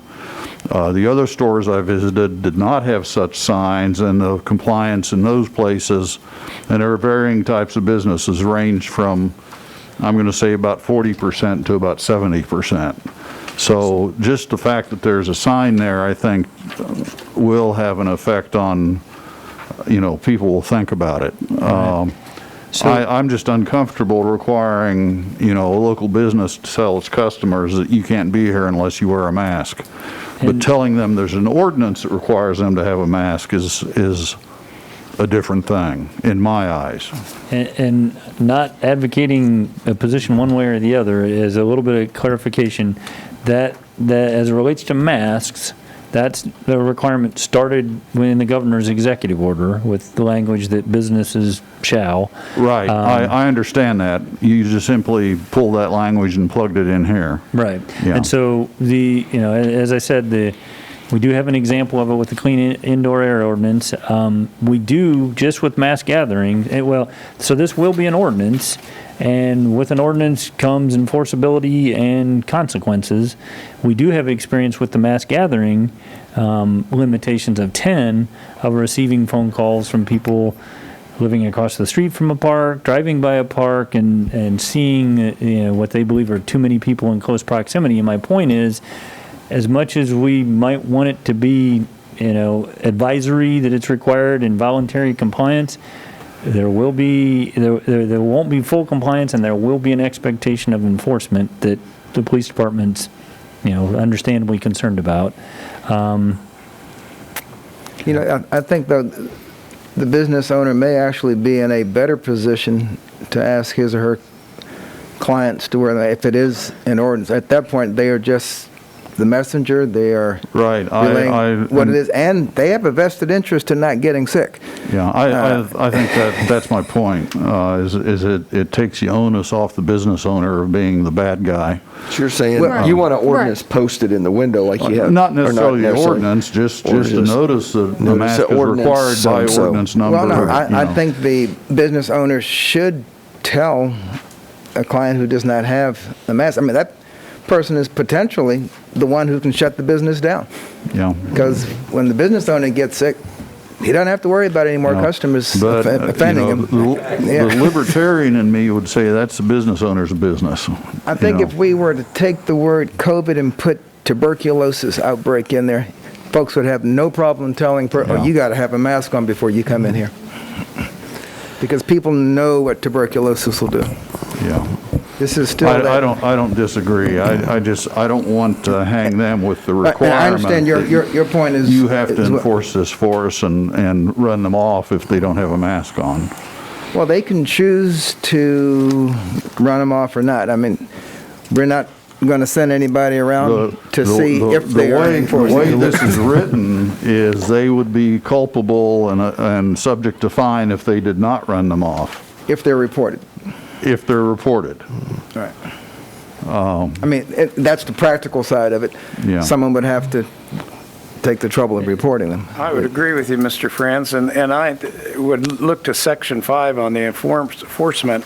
I'm not comfortable turning people that violate the mask order into criminals. Could we substitute the word may be guilty of a misdemeanor or may be punishable, or have a change of language that you get a warning on the first offense? I mean, people will forget their masks. I think that's too harsh to be fining people right off the bat for a mask infraction.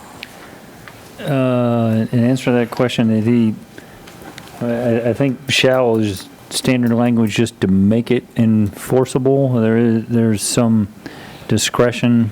In the instance Could it be at the police discretion officer, of the officer or whoever is adjudicating the situation? right? Then you get into trouble. The officer and the prosecutor, but I don't know that we have a warning tracking But according to system. this, there would not be an officer involved. Yeah.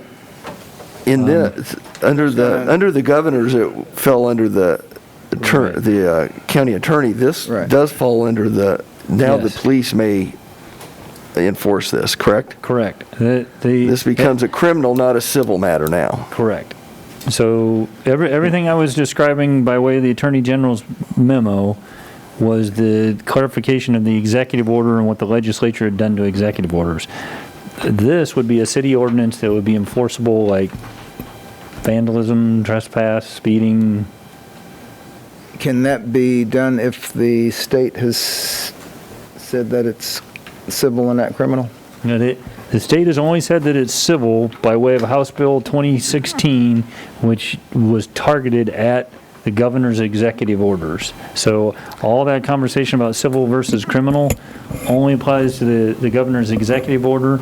Us doing this outside of the governor's executive order isn't subject to any of those limitations. The governor's executive order was only aimed at counties, not at cities.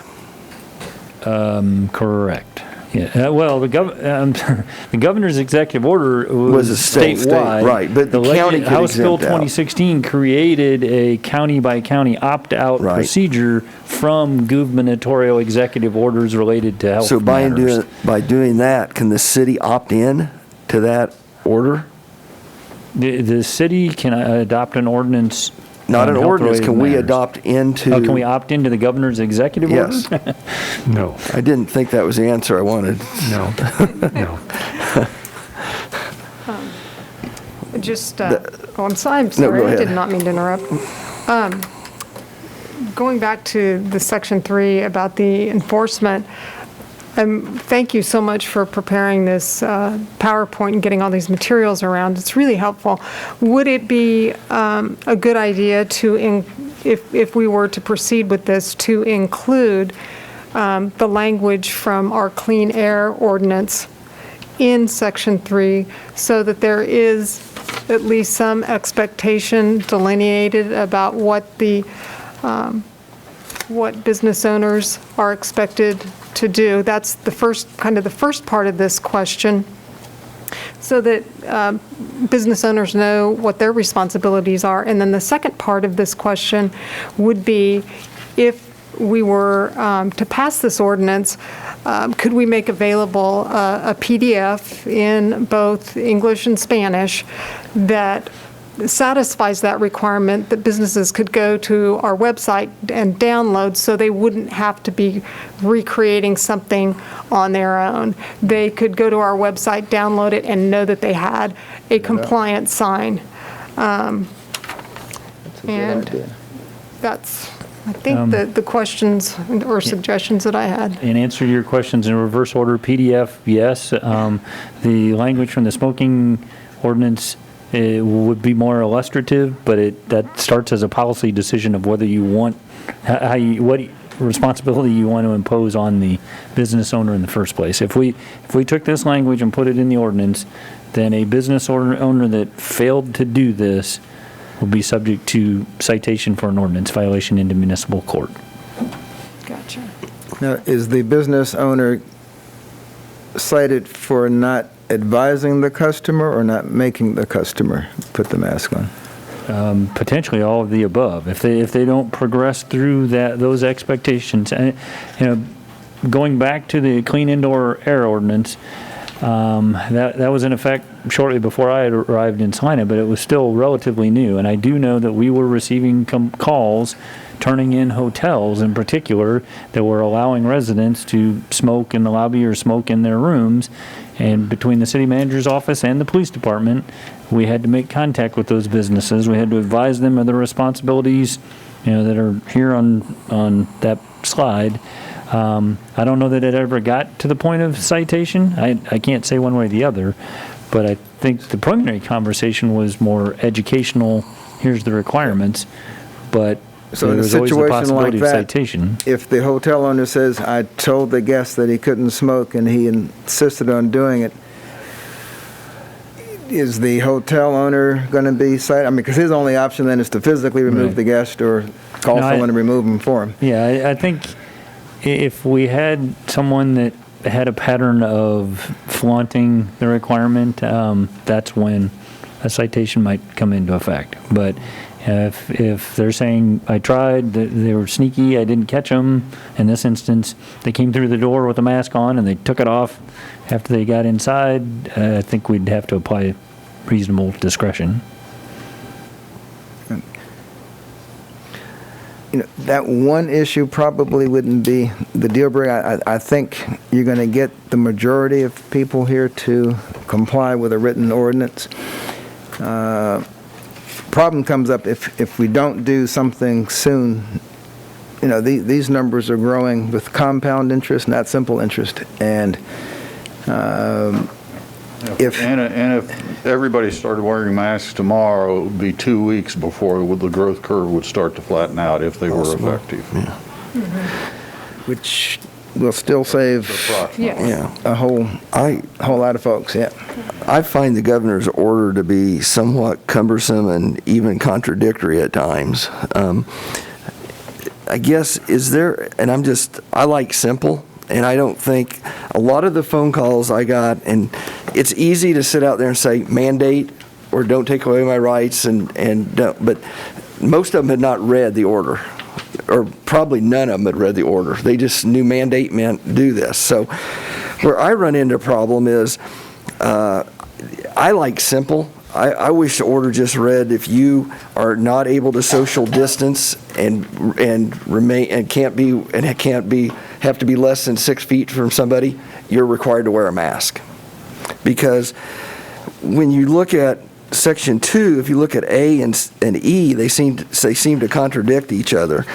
And then even in the exemptions, it seems to me funny that when you're at a restaurant, you can take off your mask while eating or drinking, and then in parentheses, not including individuals who reside together, family members, makes sense, or are seated together. So my neighbor and I can't sit on the front porch and talk to each other without face masks on, but we can go to Chicago and eat dinner together and not be in violation. Well, your house would be a private. Doesn't matter. I will, if I'm out in public. I mean, So, well, invite Or if I'm at the Mr. park Banks with to him. disagree with me, but what that is saying is you're people that, there's an exemption for people who are Right. seated at a restaurant or other establishment that offers food or beverage service while they are eating or drinking, provided they maintain a 6-foot distance between individuals. that's another table, I believe. Well, but Because then go on and read in the parentheses. yeah, well, I'm skipping over the parentheses for clarity for a second. Okay. So, but as long as they maintain a 6-foot distance between individuals with only infrequent or incidental moments of closer proximity. So that's if you're not individuals who reside together. Oh, it does say or Or are seated seated together. together. No, you're right. Yep, you're right. And then, like I said, it just talks about, individuals, if I'm in my office, I have to wear a mask all day, even though, because there's a potential somebody coming into that office.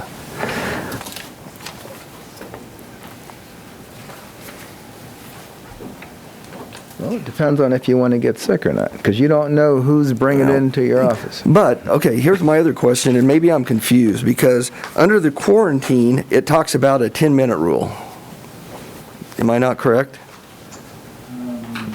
When you talk about quarantines, they talk about if you've been around somebody for 10 minutes. I mean, that's...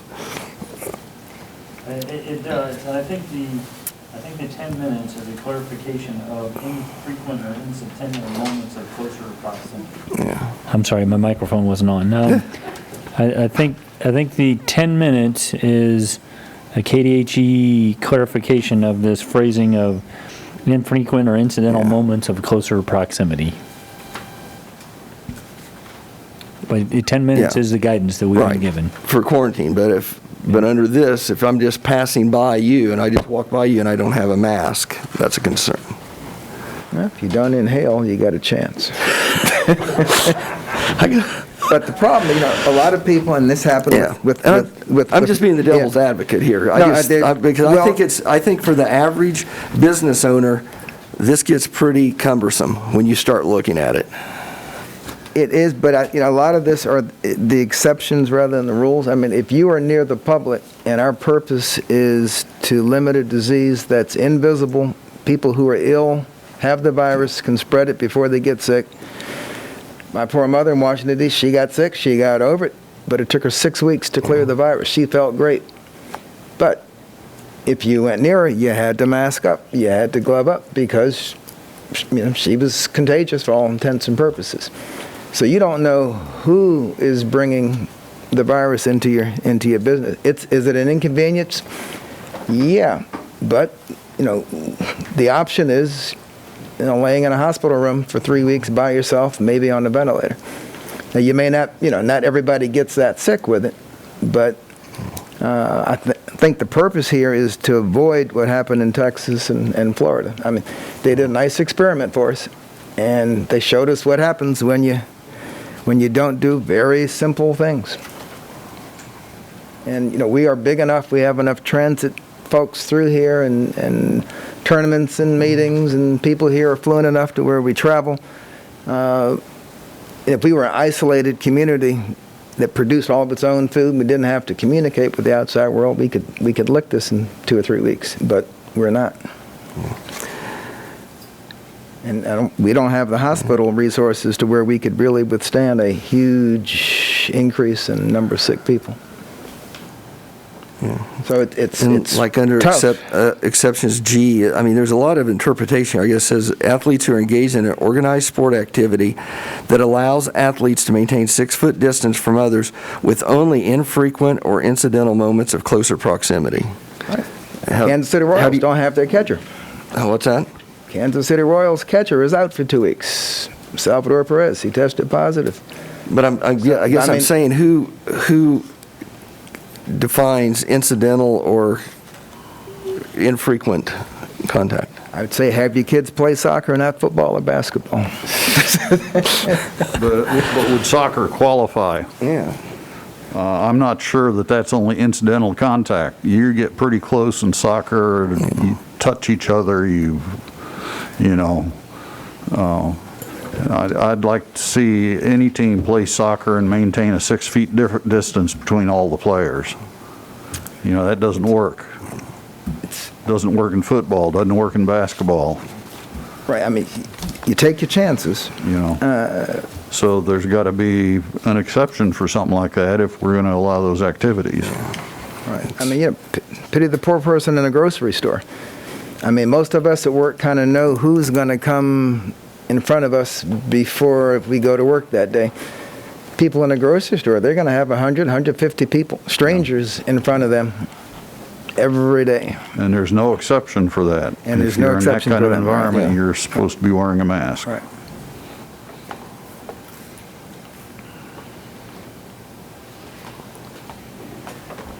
Yeah. Commissioner Hodges?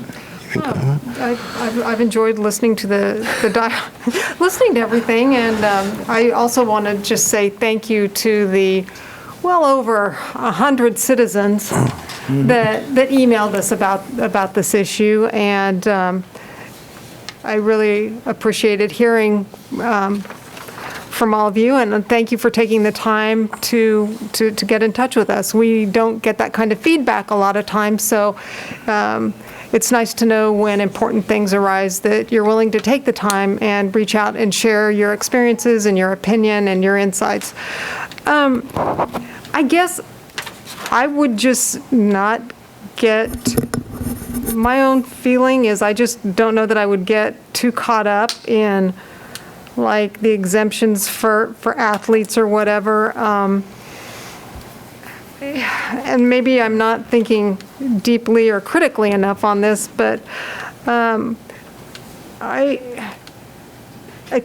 think that just from a common sense point of view, that we'd all agree that there's different types of contact in different sports, and ultimately, it's going to be up to the athletes and their parents about whether or not they can, accept the risk that goes along with that type of contact. And for, it may be one answer for a soccer parent, it may be another answer for a baseball parent, or whatever, or even within a team. But I guess that's all that I would really have to say in terms of some of the things that have been brought up. And I guess I have such a deep belief in the quality of citizens that we have here.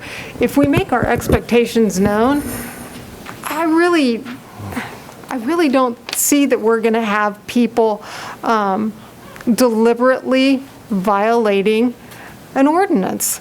And so, if it's our intention to get this done,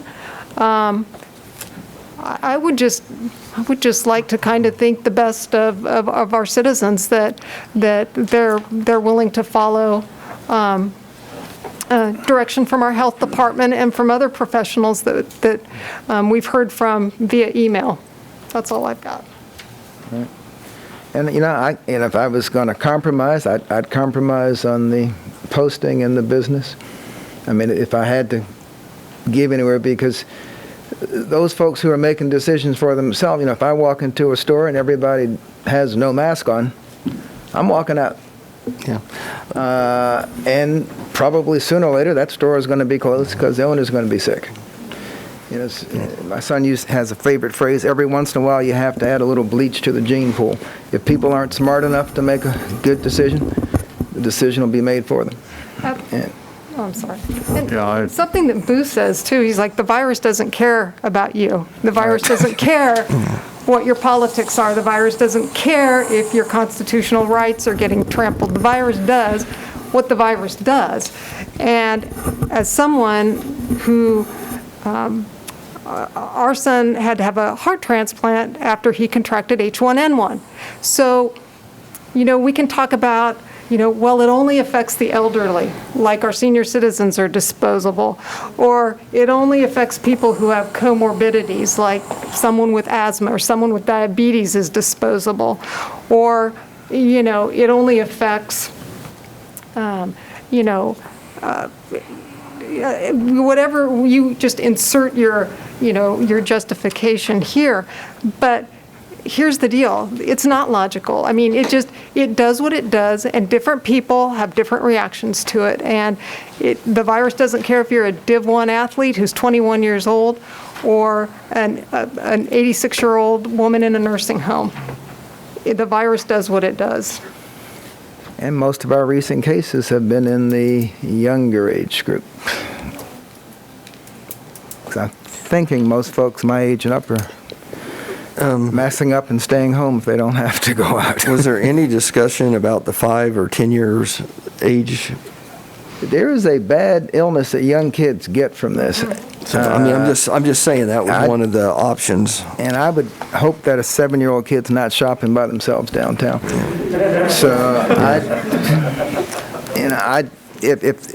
don't have the personal scientific background to answer, but if the experts say 5, I'd just leave it at 5. I mean, I don't have a reason to raise it to 10. And I'm just thinking outside the box. If there's a bunch of 6-year-olds out playing, it's hard to keep their shoes on, alone a mask sometimes. So, but they're open to being fined just like anybody else, I guess.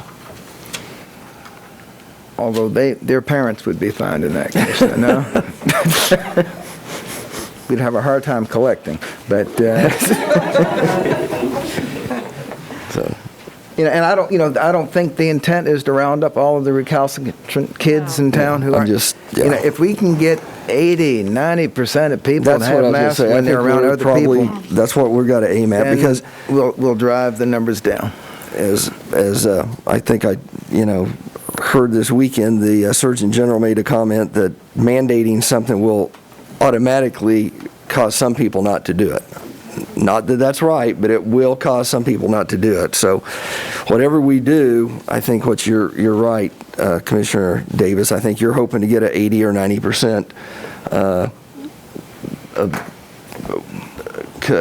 people that will abide by it, and then hopefully that's enough that'll keep our numbers down. And that sometimes is peer pressure. We still have folks who refuse to wear a seatbelt just because they've been told they have to. They don't fly through windshields more than once, but I know some folks you just can't make them do it. This is one of those things that I have set up and contemplated, because I'd like to think that I have faith in the citizens of Salina that they do the right thing, and that we wouldn't have to enter this, to do this ordinance. I would like to think that we could do a resolution that would strongly, suggest they do that, but I'm not, again, I don't know if that would get me 80%. I don't know. Our experience would say that our citizens, much as I love them, are not doing that in a high enough percentage. And we've tried to do the right thing. Texas tried to do the right thing. Florida, Arizona, they've all tried to do the right thing. This time it didn't work. I mean, it'll work in a lot of other situations. But, look at the 5 of us. 3 weeks ago, Commissioner Hodges was the only one with a mask. 5 weeks ago, there were only 2 active cases in the county. And now, we've gone from 44 2.5 weeks ago up to probably about 150, 160 in the last 2 weeks. I'm sorry, thank you, 173. But again, yes, I was hoping peer pressure would be, because again, we weren't talking masks until about a week ago. We were, because the numbers weren't there, so we really haven't, the community hasn't really had a chance to react, because the governor just came out with her order Thursday. But there's a belief, and I'm not a native Kansan, I love the state, but there's a belief sometimes in this state that we're different from the rest of the world, and things that happen other places won't happen here. And our numbers are doing just exactly what the experts said they'd do. I mean, and Salina's big enough, 50,000 people. If we were a town of 300 people and nobody came to visit, that's one thing. But there's enough folks here that we're ripe, fertile ground for this thing just to explode. And, we're not going to get too many chances to be proactive. And we're not talking, for the next 10 years. We're talking, a couple of weeks, who knows, maybe a couple of months. That was the other question. Do we want to put a timeline on this ordinance? But staff talked about that, and much like moratoriums, if you place a time limit on it, we find ourselves having to kind of double back. Our thinking was you can repeal it when you determine it's no longer needed versus trying to speculate about a expiration date at this point. Is the slide from the information that we got available? It's just a slide that and it just gives you an idea of how successful this can be. We hear our parents talk about the Depression, rationing during World War II and other things. I mean, all we're being asked to do is wear a mask.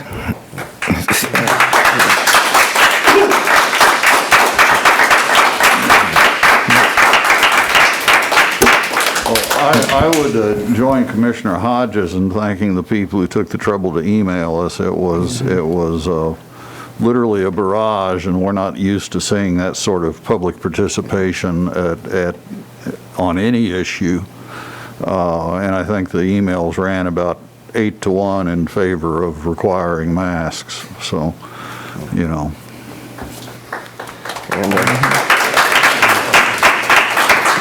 And I do think the ordinance does, and I'm going to talk for myself, and I'm guessing Commissioner Ryan will feel the same way. It does help the business owner in the fact that it puts it on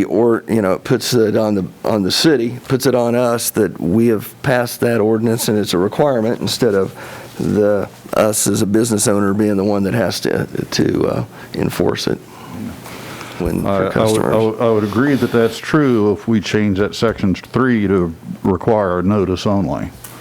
But the way Section 3 is written now, it says the business owner is subject to a fine if, somebody in authority walks in and finds a person in there without a mask. The business owner is liable as well as the person. Which number? 3, what was it? Section 3? Section 3, what number, what letter? Well, let me find it. Section 3, all of it.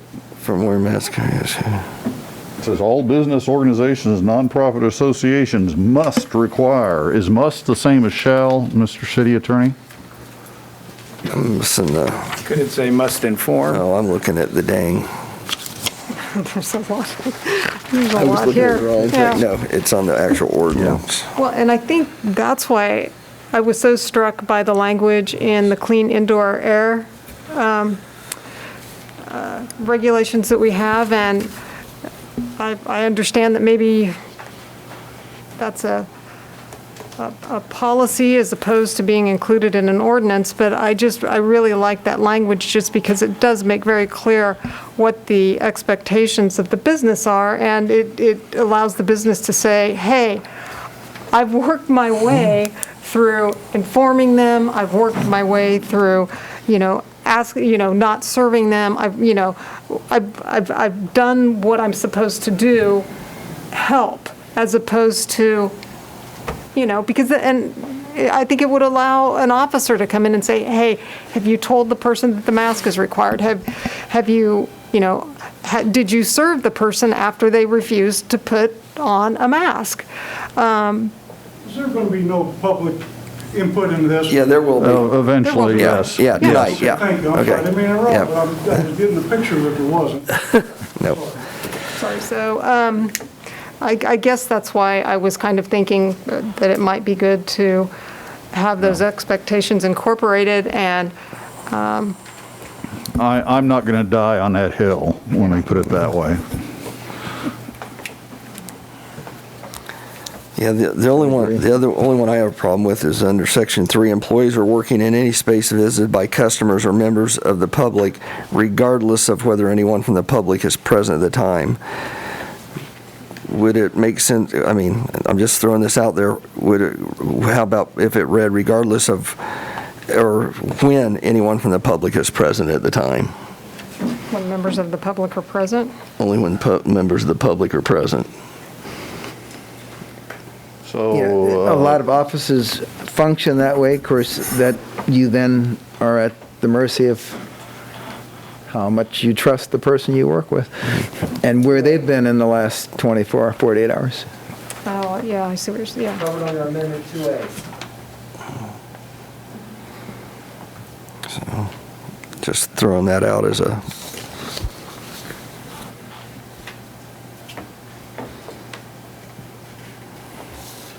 I mean, you know, during the day in my office, because it's telling me, I sit in my office with no one else comes in there, I don't have the mask on.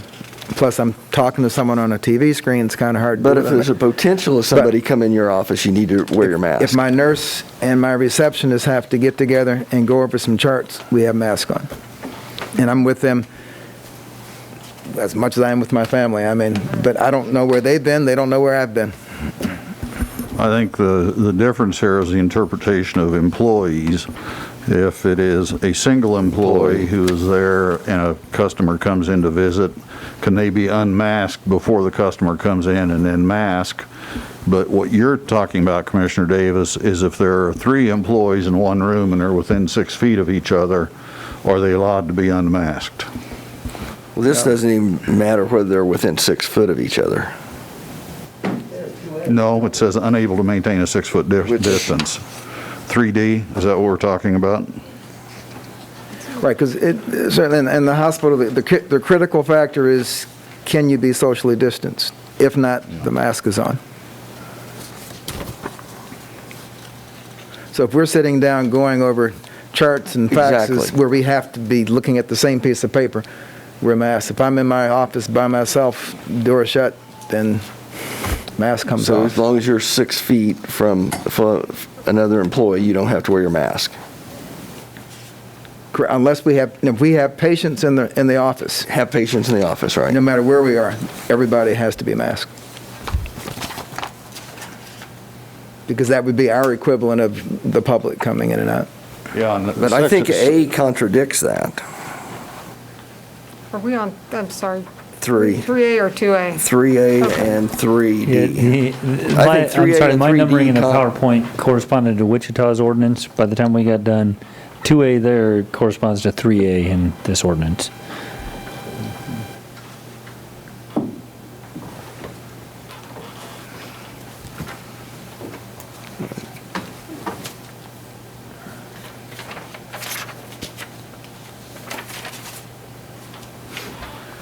Can you repeat that, please? The concern that you're raising about 3A, the proposed possible amendment labeled 2A, is intended to transition from you have to wear a mask in an office all the time in the off chance that the public may be in the office at some point to you only have to wear it when others are present. So if we adopted 2A up there, In here, place of we 3A. could not Correct. have 3A? Yeah, And- 2A and- is alternate language for and- 3A. It's Okay, misnumbered on what the happens slide. to 3D then? 3D? Yeah, Because it also applies to employees in Right. any room. It talks about This 6 is foot. by- That's what I say. This is you know, this contradicts Those itself at those times. 2, I think you have an underlying policy issue of, what, are you comfortable, is your concern that there's an exposure to someone that comes into the room after the fact? If that's the concern, that's addressed with the current language.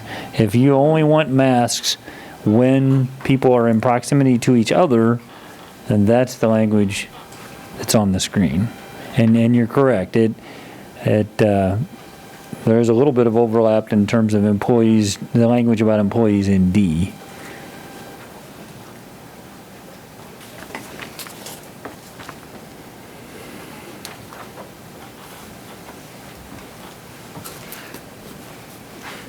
I don't know how to say it right, but I think that anytime you've got more than one person in an area, they need to be wearing a mask, i.e., Mike, I know you said that you use your office for meetings and whatnot, so it counts as a public space.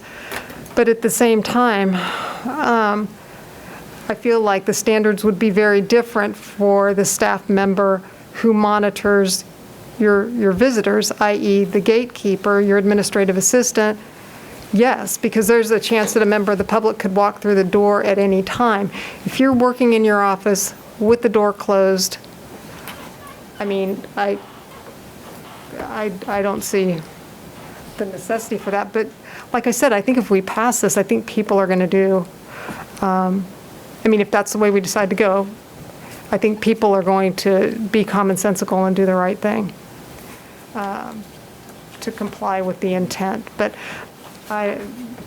And to add to that, I don't know how deep we want to go down. well, and that. the other part of that is if you have an office in which strangers come in frequently, not only should you be wearing a mask, but you need to be wiping down the seats, the arms to the chair, any place you can reasonably imagine their hands have touched. And that's the reason a lot of folks are limiting where they engage the public. And so it's a place that's easily cleaned, that won't disrupt their other part of their day, where you do paperwork and reading and stuff. Mayor Hoppick's demand or request for simplicity is starting to ring with me. I know. We're struggling with it. I can only imagine. Can't we just say anytime anybody's within 6 feet of another person in a public area or waiting to enter a public area that they must wear a mask? Yeah. Period. I mean, I'm going through all this, and I'm just, we're sitting here splitting hairs. If and I'm you're like, closer if you're than 6 feet, you need to have a mask on. Yeah. Now, Thank you. Yeah.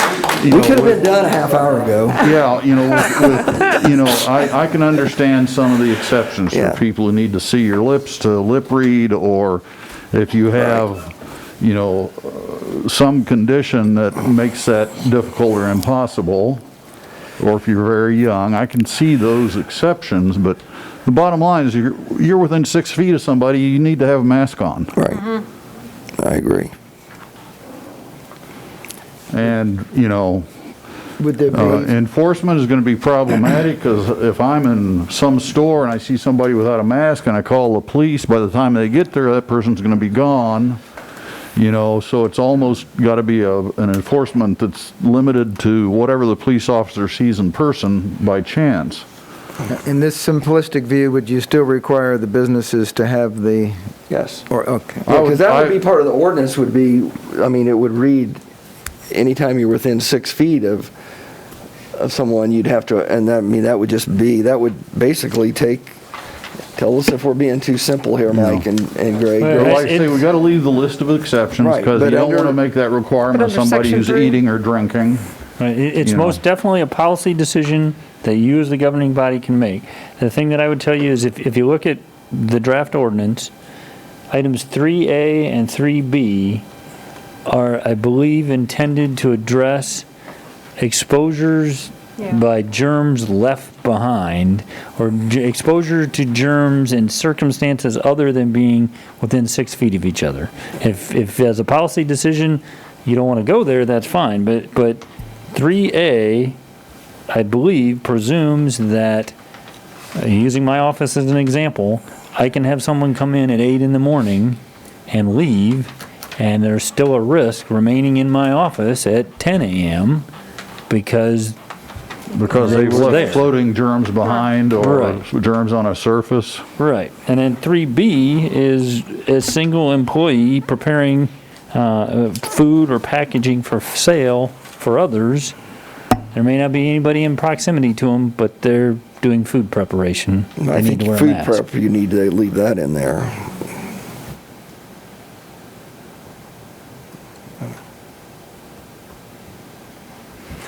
Well, should we hear public comment? Maybe it's imperfect, but you did the best you could, and maybe we just go with that. I have no pride of authorship. This is completely plagiarized from the governor's executive order. This is just replicated. They say in any situation, if you can get to 90%, you're doing pretty good. So. Mr. Mayor, could be. Let's open it up to public. Yep. Okay. Dr. Davis, how many Salina regional patients, when they first got the coronavirus testing kits, that came back false positives, and that went in to onto the record as coronavirus active cases? I can't give you an exact number, but I can tell you how many chest x-rays are classic for COVID and the test was negative. So if there was any danger that we were worried about, it was that the test was falsely negative. False positive, okay, so you got one more person in the community. In the numbers games, if you isolate from somebody, you're not harming them. If you don't isolate someone who's sick, now you have the risk. So if you're going to be wrong on falsely thinking somebody has it, then the other way around. And I was reading something from the CDC and the FDA. Masks like you are wearing are considered surgical masks or medical masks.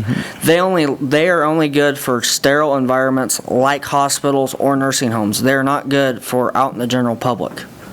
Like here, it's not clean enough for the mask like you are wearing or like Mayor Hoppick has to protect from COVID-19. And it says on the box, it does not guarantee COVID-19. Why are you trying to make us wear masks? I'm not wearing this mask to keep getting the virus from you. I'm wearing this mask so in case I have it, so I don't give it to you. And that's where you got to change the focus, all right? This is so that if I cough or spit and I have virus on it, it stays inside here, right? You can't run from this thing. You can keep from giving it to somebody else a whole lot better than you can run from it. So I'm trying to protect you. If all of us take the attitude of I'm going to protect my neighbor, then what? Everybody's protected. Why would the Mayo Clinic then come out and state that do not wear surgical masks, save them for the medical field with people that have to work like the ER, Sean's department at the hospital, where they don't know who they're dealing with and they don't know if they have the COVID or not? Why wear masks if the CDC, the Mayo Clinic, the FDA is recommending you not wear a mask and save them for the medical field? Well, in my particular case, and this won't apply to everybody in here, I had this on 15 minutes before I was supposed to be here seeing a patient, and I just kept it on, ran to the car, and it was what I picked up getting out the car to come in here. Thank you, Dalton. All right. Lene Meyer, Salina. With Commissioner Davis wearing a mask, that's far better than not wearing a mask. I want to thank Commissioner Hodges. I've been coming to meetings consistently for a few weeks, and I've admired you every week. You're the only one that I recall that consistently wore a mask while you were sitting there, and I admire that. It shows great courage and compassion and common sense, and I'm very pleased to see the rest of you showing up with the mask, and I do hope that continues. Please be supportive of an ordinance that requires wearing a mask. It's an example of showing respect and concern for community citizens, and certainly wisdom. Yes, we all have rights to say no. I don't like being told what to do, but this is about compassion and emotional maturity and integrity and goodwill. I was so disappointed in the county commissioner's vote yesterday to not respect wearing the mask, but I do understand that that's going to be revisited at the meeting tomorrow, so I've been told, and I hope that happens. They turned it down even though there was a physician in the audience that spoke up and said, yes, wear a mask. And also, of course, the director of the health department recommended. It's just a no-brainer. I've been a nurse for over 50 years, and a number of those years have been in 2 different public health departments in different towns. And so I've been around the block with some of this health issues. And it just is a common sense issue. Common sense. Business places should welcome the need for a mask. It's better to have customers than no customers because they're sick or have died from COVID. Our numbers are up. I was shocked to hear they're up to, what, someone said 173. But that's going to get worse if we don't consistently show emotional maturity and common sense. I hope, if there's any question at all, that you're able to put your politics any personal interest and irrational beliefs into doing what is best for our Salina citizens. Thank you. Thank you, Lenny.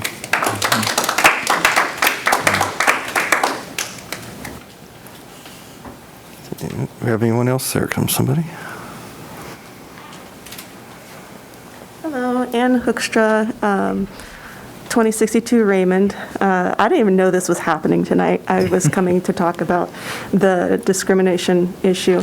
I think it's so important that this is such a simple thing that we can do, that we can keep what we have inside of us, from getting out to others. And most of the people who have it are asymptomatic. But that means that the people who are very susceptible, when they get it, it's going to cause so much damage to them. This is something so simple that we can do to help people who are weak. Please, please, please, please protect those who are weak from the rest. And it's such a simple thing to do. Thank you. Thank you.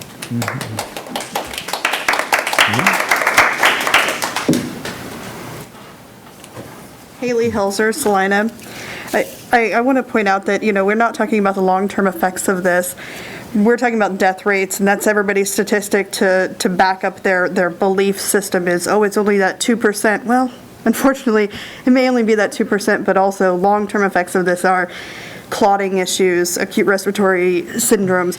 We're seeing so many problems in children now that could potentially harm them further on in life.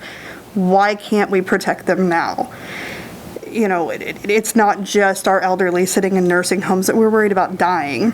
And I also wanted to point out, we're looking at numbers in comparison to Wichita. Per capita, Salina, as of today, with today's numbers, is more than Wichita. That's a scary thought. We think that we're immune because we're in rural Kansas. We're so spread out, we're not on top of each other like Wichita. So what are we doing wrong? We've asked people to wash their hands. How many times have you walked out of a restroom, in a public restroom, and saw somebody not washing their hands? We would like to believe that people on their own volition would just do the right thing. We've seen our health department put out statements stating that please do it. And as of last week, it was, we're begging you to do this. We shouldn't have to beg people to do it. And we've all seen the memes on Facebook and Twitter and whatever that, they're trying to take your guns away. They're trying to do this, they're trying to do that. And it's all misinformation. And, Kansas doesn't have any regulations about wearing a face mask while carrying a firearm. I do that. And so there is no problem with this. As long as officer says, hey, Haley, is that you? Yep, it's me. I identify myself, we're good. He's going to say, great, take your little tiny baby gun and continue down the street. It's not going to harm me or take away my rights to do anything as an independent voter, not even a Republican or Democrat. I'm an independent voter, and I will probably die an independent voter because I can't take a side on most things, but this I can take a side on. And I can say that I want to protect my clients. And I know there is concern about business owners. I'm a business owner, and I want to protect my clients. I want Bob that comes into my office to feel protected. And I want the other people, and I think having some sort of ordinance is going to give me a little bit more grit as a business owner to say, put the dang mask on. Otherwise, just call me, email me. I'll take care of all your insurance needs. Just call me. Thank you. Thank you, Haley.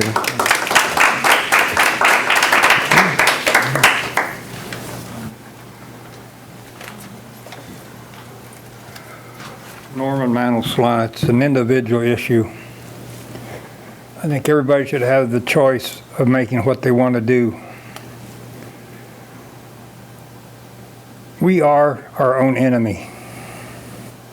If you want to see who the enemy is, when you get up in the morning, go in the bathroom, look at the mirror and point at it and ask yourself, who is the enemy? Thank you.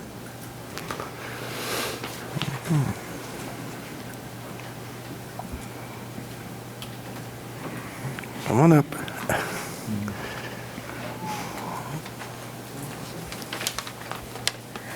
Darla Hassler, Salina.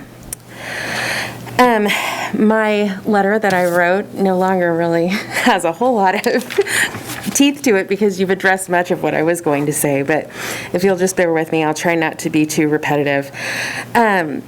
First of all, thank you for addressing this topic and taking the time to hear from the community.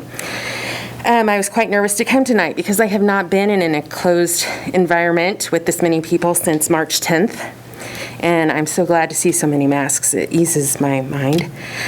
But I'm here to implore you to use the home rule authority and mandate wearing masks for the safety of all of our community members. My statement is not going to be full of stats and scientific facts. I trust that you are well read and have listened to the doctor in your presence, as well as the advice of Mr. Tiller. I understand and agree we need to protect our economy and small businesses, and we need to be able to safely start school. As of now, we know the best tools we have to avoid another devastating quarantine is to wear masks and socially distance.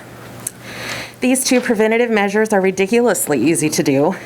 If my 10 and 12-year-olds can do it in the Kansas heat and humidity for hours outside, all able bodies can. But many in our community, leaders included, have decided this is a surrender of their civil liberties. It is quite the opposite. This is about helping each other, economically and physically. If people are ill or worse, they cannot exactly get their hair cut, eat at the local restaurants, utilize our entertainment venues, shop. I think we can agree it is poor business model to spread a potentially deadly virus to one's patrons. I understand the biggest argument against this mandate is how to enforce it, and I did not realize that it being an ordinance meant that there had to be a fine. I also agree that we need to educate first and hopefully warn people before fining them. Let's see, sorry, that's the part I had to change. We tried allowing people to make the choice, and it has only resulted in more illnesses. Just as parenting or teaching our kids, we can often see what is best for them, but we let them try it their way first. We let them try. It has failed. Now we regroup and help them set some limitations so they can be successful. This is where you find yourselves now. Your community members need your thoughtful guidance. They should be able to be assured by having a group of courageous leaders who do the right thing, the hard thing, and the kindest thing. We cannot solve a problem by denying it. It is time to be bold and lead with tough love. I feel that once we see a decline of cases, many will see the benefits, and the mandate will no longer be refuted. Please vote to pass the mask ordinance in Salina. Thank you for your time and leadership. Thank you, Billy.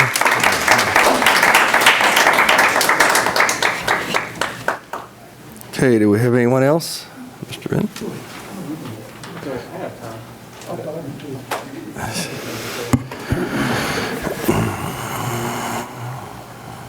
Santiago Vasquez, again from the city of Salina. First of all, I want to commend you all on actually taking the time to read and talk about the ordinance and how we could make it functionable within Salina. Truth be told, my first interaction with the Saline County Commission was this last meeting, and it was sad. Truthfully, it made me very disappointed in living in Saline County, watching that happen. But yeah, no, I think that it is fully time for us to establish a greater measure to take in Salina to prevent the increase of cases, and wearing masks is not something incredibly difficult to do. Obviously, no policy is perfect, and there are things we can do to make, to tweak it to make it better.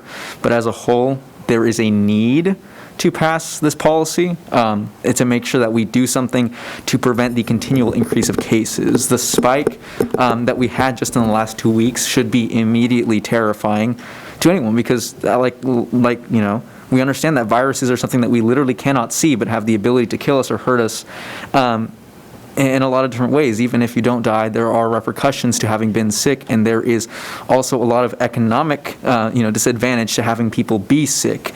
Not only does it reduce their ability to go outside and actually invest in their community, it also affects the people around them, and as many of the business owners here today have said, it is bad practice to have all of your customers getting sick. So I am very thankful that you guys are considering actually having this, and I would say that you should pass this. Please do, or else you'll make me infinitely more sad than from having to watch the county commissioners just completely ignore everything that was being said and privilege, arguments of personal freedom over the arguments of trained physicians. It was hard to watch, truthfully. So yeah, do the right thing. Thank you, Senator. Okay, anyone else?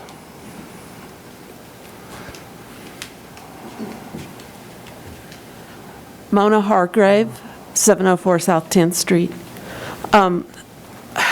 This may be kind of repeating what has already been said, but we've tried asking people to do the right thing.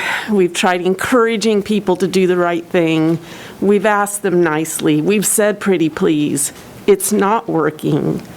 Look at the numbers. I know you guys are watching it just like I am. I work at the health department, and I've been terrified. People that know me well, that know me really well, would be shocked that I am here because I'm one of the biggest scaredy cats of anybody with this virus. I'm terrified of it. We've asked them. It's not working. Look at those reports that Jason does. I think he's doing them now on Monday, Wednesdays, and Fridays. 29 new cases in 3 days. How long ago was it that we were only seeing 1 new case every other day, or maybe 2 new cases every other day? Now it's 30 and 3. It's exploding. Let's don't wait until we are Texas or Florida. Please, I'm begging you to do the right thing. I feel pretty certain that at least 2 of you are on that bandwagon with me. Let's do the right thing and try our best to keep us all safe from this thing. And as far as I'm very insulated. So far, my husband and I both still have paychecks. Mm-hmm. A lot of people haven't been that lucky, and my heart cries for them. I don't have that to deal with on top of just the fear of getting sick. But it's like it's been said tonight. What good are having customers if they're in the hospital dying? I started to open up and go out and spend money again when I saw those numbers getting lower. I actually went to Ad Astra one Saturday morning and had coffee with my friends, and it was wonderful. Now I'm back in my shell. I'm terrified. I'm not going to Ad Astra anytime soon, and it breaks my heart because I love Tammy, and I don't want Ad Astra to go away. It's such a community hub. I look at different businesses in this town that I've come to love for that reason. I'm scared for them. I'm scared for all of us. But we can't not do anything. We can't. We're at that place where we have to make some hard choices here. We can't not do anything. Jason said that last week. And that is where we're at. We can't just not do anything. So if you need to tweak it, whatever, I don't care. I don't really want to have to wear this damn mask in my office all day when I'm by myself, like 90% of the day in my office. But if that's what you guys decide, I will do it. Because I really want to live to see my grandchildren grow up. Thank you, Mona.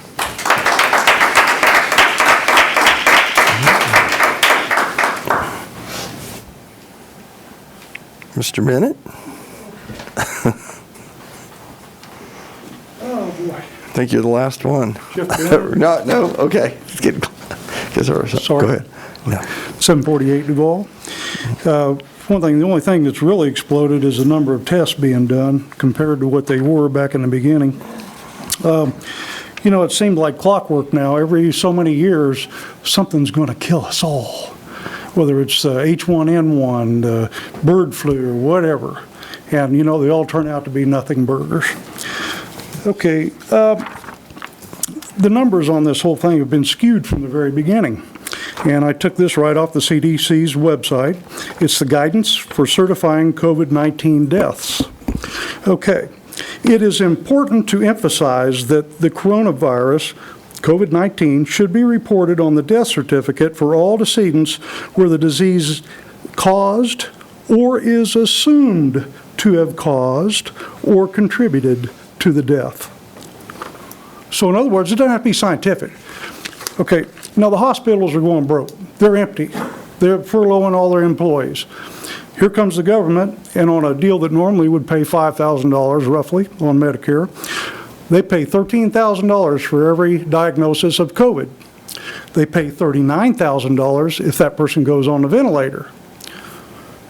So what's their incentive? It doesn't have to be proven to be COVID, but by golly, if they say, yeah, it might have contributed to it, they get paid. They need the money. And then we find out that putting people on the ventilator too early was killing a lot of them, when all they needed was oxygen. And I have copies of this stuff if anybody's interested in reading it. I made plenty of them. Okay, USA Today did a fact check because some people question the fact where the hospitals were paid $13,000 and $39,000 per event. And they did the fact check, and it's true. Everybody knows who Dr. Anthony Fauci is, right? Okay, I'm going to quote him. And I listened to it and watched it with my own eyes. People should not be walking around in the middle of an outbreak wearing a mask. It may make you feel better, but it doesn't really help. Masks are for masks are for health care providers and people that are ill. A mask does not help a healthy person avoid infection. Okay, he walked that back later, on down the road a ways. And he said, well, he says, I just didn't want them to run out of masks for the health providers and the ill people. Okay, was he lying to us when he said that masks didn't do us any good? Or was he lying to us when he said he was lying to us? I don't know. If it wasn't for several $1 trillion increase in our debt, our economy probably would have collapsed completely. And it's still on a razor's edge. So looking at all these numbers, I'm going, we're gonna destroy the whole economy over something that's kind of it's less lethal than the flu. What are we going to do when the flu rolls around? Are we going to make everybody wear a mask again because the death rate is higher? I hope not. Mandating a mask at this point in this outbreak is kind of like mandating condoms after the baby shower. You know, it's been out there. People I knew were really sick back in December, January. I mean, some of them were really sick. And since then, I mean, it's been kind of a nothing burger. But anyway, those are the numbers. And I appreciate your time very much. You have a good evening. Thank you. Go watch. Hey, whoa.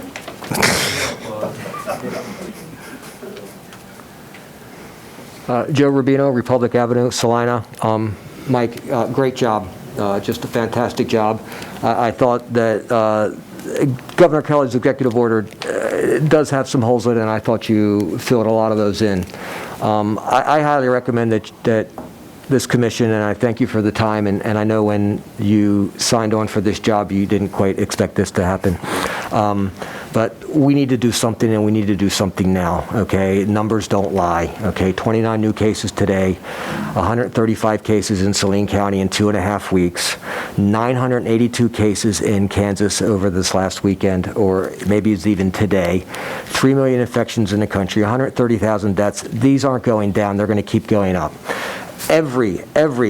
Every scientific and medical community is recommending mask wearing, and it's nothing more than good public health policy. I love the fact that you brought up the analogy of the smoking. And as far as businesses, many businesses and many people decried that it was taking away their personal freedom, but it was sound health policy that has saved people's lives. And the reality is that most businesses complied immediately, and now you have pretty much 100% compliance with that ordinance, and the same thing will follow with this, in my opinion. So the argument about it takes away from the personal freedom, the argument can go just the other way as well, is that I should have the personal freedom to be able to walk around in my community and to go places without fear of getting sick. Okay? So And and I keep hearing, well, just stay home if you don't want to wear a mask. Well, I think we should pass an ordinance so I can tell people, you know what, if you don't want to wear a mask, you can stay home because I don't want to get the community. But if I want to wear a mask and I'm afraid of other people, they tell me I should stay home and shop online. But economically, this protects businesses, okay? Because what was hurt by the shelter in place was small business especially, okay? And what happened is that which business grew the most in this country during the shelter in place? Amazon, okay? And the more the numbers go up, the more people are going to be afraid to go out, the more they're going to go back to online shopping and going only to the big businesses where they can easily socially distance, where they have strict cleaning protocols and strict mask protocols. This protects our businesses, all right, so that they can continue, people can continue to feel comfortable going out into the community and going to businesses. Without that, small business is going to get hurt in this town and get hurt big time. What's the other point? And the other thing is that at this point, if we don't do something, there's going to be an economic boycott of businesses that don't, and that's going to hurt small business. So this protects businesses. The city ordinance empowers businesses. It does make you the bad guys. I don't have any problem right now. It's required in my business that people wear masks, but I would love to be able to say it's a city ordinance. I would love to have that empowerment behind me. If I could just say one more thing, I know that this has holes, but I recommend that you pass this ordinance tonight with the amendments that Mr. Schrag put up there.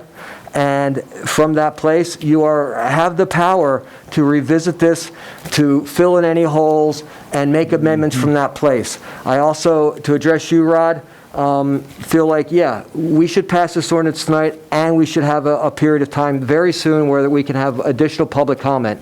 And then this can be revisited again in next week's meeting.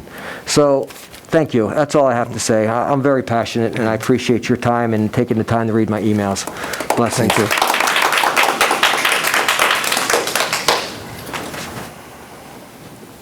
you. Luke Stanford. I just had a few quick comments to make. So, first off, I just wanted to say that wearing a mask is really an act of compassion. It's saying that I care about you, and I don't want you to get sick. I don't want your family to get sick. And I think that we really need to make sure that we're doing this on a large scale in Salina, because this, like what Dr. Davis said, can really grow exponentially in Salina, and that we're really ripe for the picking. And so we really need to pass this. So I 100% support passing this ordinance. And then there's some other quick points I wanted to make. The one of comparing it to the flu, I think we all know that's an inaccurate statement. This is the flu if it was on steroids and also became the Terminator. This is what this is. And so I feel like we just need to address that part. And history has proven that when it comes to vaccines, that it's the public health initiatives that really stops pandemics and really stops us from getting to these terrible places. And this is what we need to do. We only get like Dr. Davis has been on point with almost everything he said tonight, and we only get one chance to be proactive, and we need to take that chance. And so I just want to urge you guys to make this choice and to support this ordinance and pass it so we can be safe as a community, and so we don't have to have any unnecessary death or any lives lost that shouldn't have been lost. Thank you. Thank you, Luke. I'm sorry to come up here. Just once? Yeah, okay. if you don't mind. I was going to talk about kids. No, sorry. I'm going to talk about it. That's all right. Okay. Thank you. Okay. Anyone else? Okay, if not, I'll bring it back to the commission. I have a quick question now. Somebody mentioned the county was bringing it up tomorrow. Do you have any? I overheard a side conversation as the meeting was starting, but I have no information one way or the other. I can address that, Mike. All I know is I got an email from Bob Vidgerson. Have to come up to the podium. Yeah, if you have an answer, I would. All I can attest to is I got an email from Bob Vidgerson, Robert Vidgerson, the chairman, saying that he was going to attempt to bring it back up at tomorrow's meeting and ask the commissioners to reconsider. Okay. I have no idea if it's even on their agenda or not. Okay, thank you. The answer to that is it's not on their agenda, I don't believe, but I've also heard from Chairman Vidgerson, and he said he was going to bring it back up. I'm going to look to Commissioner Franz. You made a comment earlier about a first reading and waiting for a second reading after discussion. Do you have any comments on that? If he doesn't, I do. But I'll let him go first. You know, I have a conflict because I believe that this is a serious health situation and it may merit a second reading on the same day. But I also have a real sense of honoring the process and you know, there was no notice of this ahead of time. And I kind of feel like we need to provide some opportunity for comment after it's a general, at least some chance that there's general public knowledge we're going to be talking about the issue. So I will defer to the rest of your judgments on that. But I think that's a, you know, I can't place one over the other, so. You know, when we met on the 29th, I don't know if any of you saw this, Commissioner Hodges was sitting next to him, I know she saw it, but when I heard the governor was going to issue an order, I said, well, gosh, why do we have to wait 4 days? And I said, why wait till Friday, July 3rd, mask up for indoor gatherings now? I mean, you know, if you know it's coming, why give the disease 4 more days to wreak havoc? And granted, we have had advance public notice on issues that we've found a compelling public interest to handle on the same day. But I think when you look at the relative importance of this issue, those just pale. I mean, I almost feel embarrassed letting some of those go through in comparison to this issue. I mean, the only issue would be that there was no advance notice, but I mean, if it could, you know, if we had a tornado hit Salina, we're not going to have advance notice, and if we have to come in and say all water has to be boiled, nobody can go to the store, I mean, there would be no advance notice. So I think this ranks in importance to waive that requirement.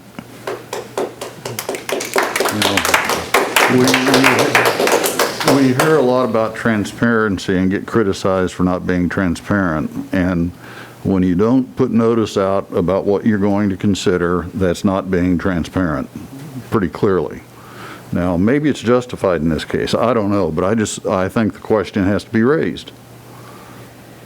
It would be sometimes we have to be decisive, and I think this is a time where I know we try not to be paternalistic, but I think there are times we have to go out on a limb and hope people trust us to do the right thing. And I think this is one of those instances. As I said before, I'm probably not going to die on this hill, okay? The other question I would have was when would we have this become effective? Do we have a date on here? As it's currently written, it's effective upon publication by the Salina Journal. And as you... Published in the Salina Journal? Correct. So that would be... Wednesday. Well, They have a we've longer had a little lead time now, difficulty in don't they? terms of their Yeah, that publication could schedule. be So typically later. it's Friday, but I can't guarantee that given current staffing. Is that the way all ordinances read upon publication? Yes. But those were also written when you had a daily newspaper, which functionally we don't have as far as conveying news.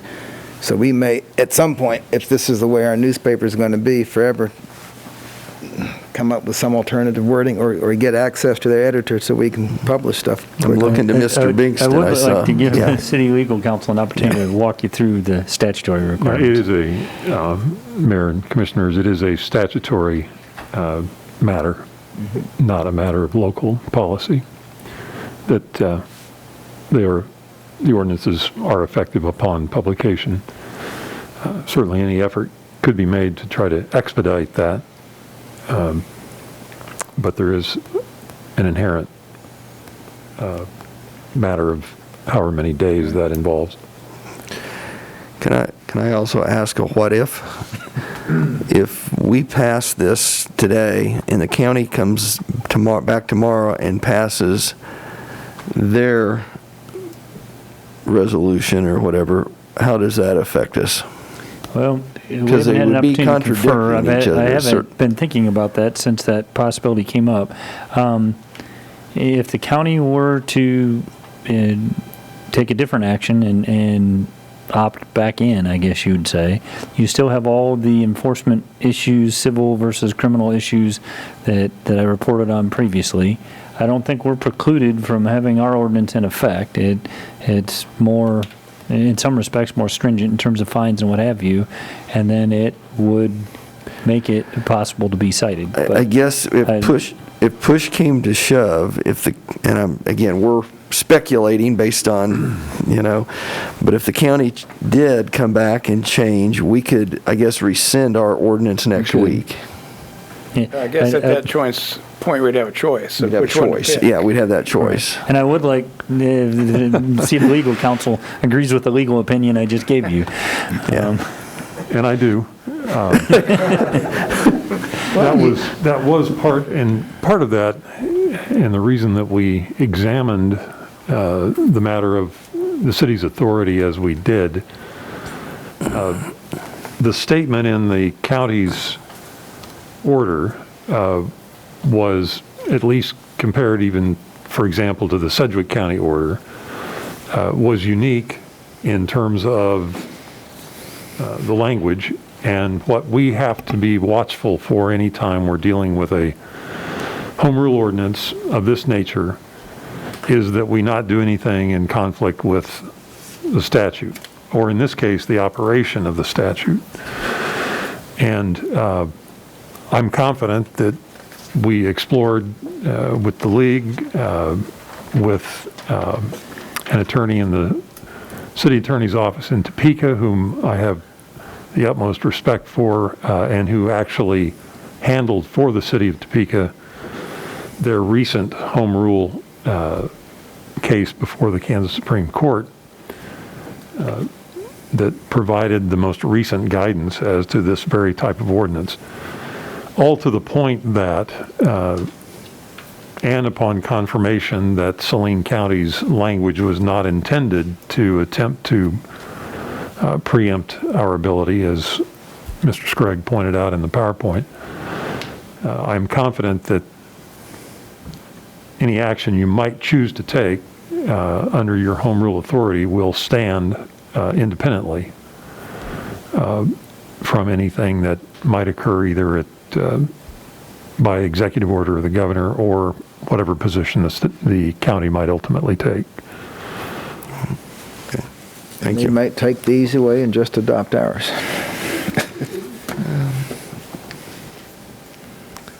Okay, I guess I'm going to need some type of motion, and I know there were some amendments.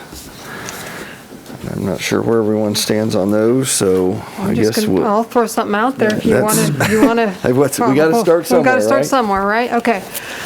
Mayor Hoppick, I move that we approve ordinance number 20-11034 with the following amendments to section 3 and 3A as described in the attached PowerPoint regarding businesses and organizations. Is that clean enough for you? Just to clarify, the reference to 3A, is that Yes. intended to be the employees working in any space? Yes, and Okay. and the one before that was that Correct. was 3. Yes. 3 and 3A. Yes. Could we read that into the? Sure. Section 3, businesses and organizations. All businesses, organizations, or nonprofit associations in Salina must require all employees, customers, visitors, members, or members of the public to wear a mask or other face covering when, and then 3A, employees are working in any space visited by customers, members of the public, or co-workers who are present at the time. Okay. Thank you. Second. Okay, we have a motion and a second. I would say that I do believe this ordinance has numerous holes in it, but I think at this point it's the best that we can do. So with that, we'll vote. All those in favor? Aye. Opposed? Ordinance 20-11034 passes 5-0. Also, how will we notify the public when that takes effect? I guess we'll have to. Second reading? we have to do- Excuse me, wait a minute. Yes, that's. Yeah, if you want to take. Excuse me, folks, we're not quite done yet. If you want to take conclusive action this evening, then you'll need Yes. to vote to declare a compelling public purpose exists, and then vote on second reading. In answer to the question of how do we make it known that it's effective, in theory, that's the reason for the effective date corresponding with publication. I don't know that, we have varying opinions on the value of publication in the newspaper these days, but we will also then issue a press release and social media release and try to get the word out that way. Okay. Mayor Hoppick, I move to determine that a compelling public purpose does exist necessitating consideration of ordinance 20-11034 in second reading at this time. Second. We have a motion that there is a compelling reason to have a second reading. All those in favor signify by saying aye. Aye. Opposed? Aye. Okay, that passes 4-1. With that, we need a motion to... Mayor Hoppick. For I'm second sorry, go reading. ahead. Mayor Hoppick, I move that we adopt on second reading ordinance number 20-11034. Second. We have a motion and a second to approve ordinance number 20-11034 on second reading. We will do a roll call.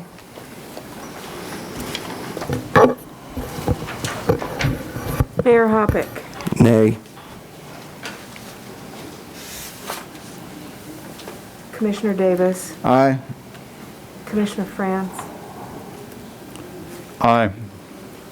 Commissioner Hodges. Aye. Commissioner Ryan. Aye. Okay, that passes 4-1. And, okay, so we'll get that published, and I guess that's it. Let's see, do we have any other business to come before the commission? If not, I would accept a motion. We have a... Well, executive session. other Jeez. business, but we have other business. I got it. Okay. I forgot. Shit, I forgot about that. The gift that keeps on giving. 20 minutes? I'm sorry? 20 minutes? Okay. Mayor Hoppick, I move the Should we city take commission... can we have a 5-minute recess too? Yep. Please.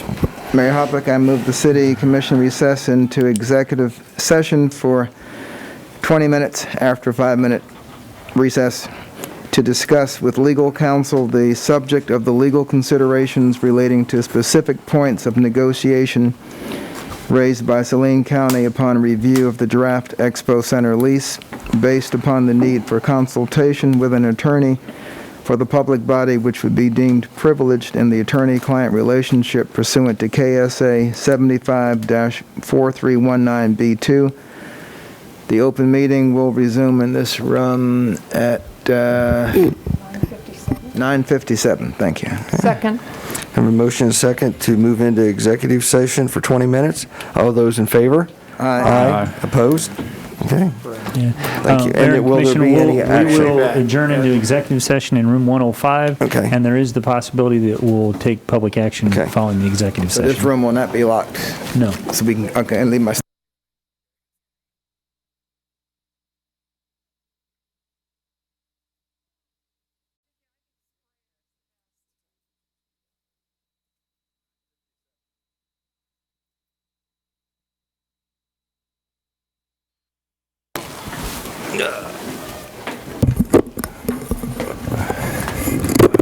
Okay.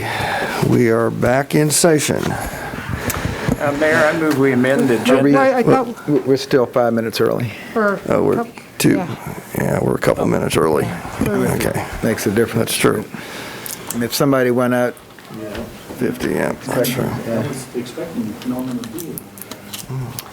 What were we, 57, was that? 9:57, yeah. My watch is about dead. Been here somewhere.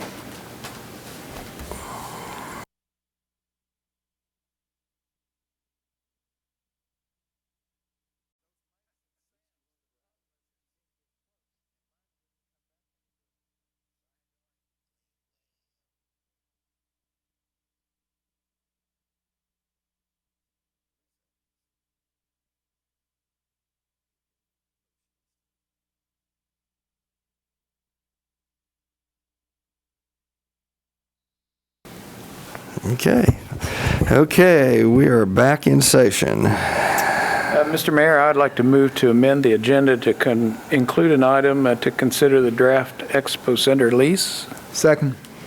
We got a motion, a second to amend the agenda. All those in favor? Aye. Opposed? Yeah, it passes 5-0. Okay, do we have a... By way of explanation, the intention is to deliver a draft lease to the county commission for their consideration. So if we are able to reach a meeting of the minds, then each governing body will have to take formal action on that at some point. So ultimately, it'll be coming back to you for formal action at a future commission date. Yeah. Do we just need a motion to authorize you to pass that version of the lease, or were we going to have a discussion? Yes, that would be sufficient. We can I'll make the motion to authorize the city manager to deliver the latest draft of the lease agreement with Salina County for the Expo Center to the county. We have a motion and a second to deliver the updated draft, the drafted lease agreement between the city of Salina and Salina County for the Salina County Expo Center. All those in favor? Aye. Opposed? That passes 5-0. Okay, if there's no other business, Actually, you have... I hate to do this kind of, but I want to bring it up. Our general order of business says individuals have different opinions and the commission would like to collect those in the most respectful way possible. Please refrain from clapping or booing during, before, or after a person speaks. And I think at the next meeting, we ought to make a point up front to express that. One of the things, clapping is great if you happen to be on that side. If you happen to be on the other side, it can create a hostile environment for expressing your opinion. And I think that we need to try to I had put thought a of, lid on that. It was really starting to bother me tonight. I had thought of that, and I know we've also been lax. If you look at that, it also states that we will not allow signs into the room, and we've had that before. So maybe we've probably been a little lenient on that, and we probably need to Well, and I don't Actually, recall, signs were a First Amendment discussion, and we allowed them for... I thought it said in there signs weren't allowed in here. I thought maybe it did at one point, but then we did end up allowing them because of the First Amendment discussions, didn't we? I can't remember. I know we talked it through. I thought we I think fixed they that can't be language obstructing the accordingly. view. There's a reference. Pit bulls? Yeah, but I thought we had a, okay, anyway, we can address that. I'll look into that, but I just, tonight, it's never happened quite with the frequency it has tonight. Every once in a while, somebody might do it, but tonight it seemed like every other speaker was getting applause, and I just think that creates it's just not very professional, Okay, I'll take that under advisement. Okay. Mayor Hoppick, I move we adjourn. Second.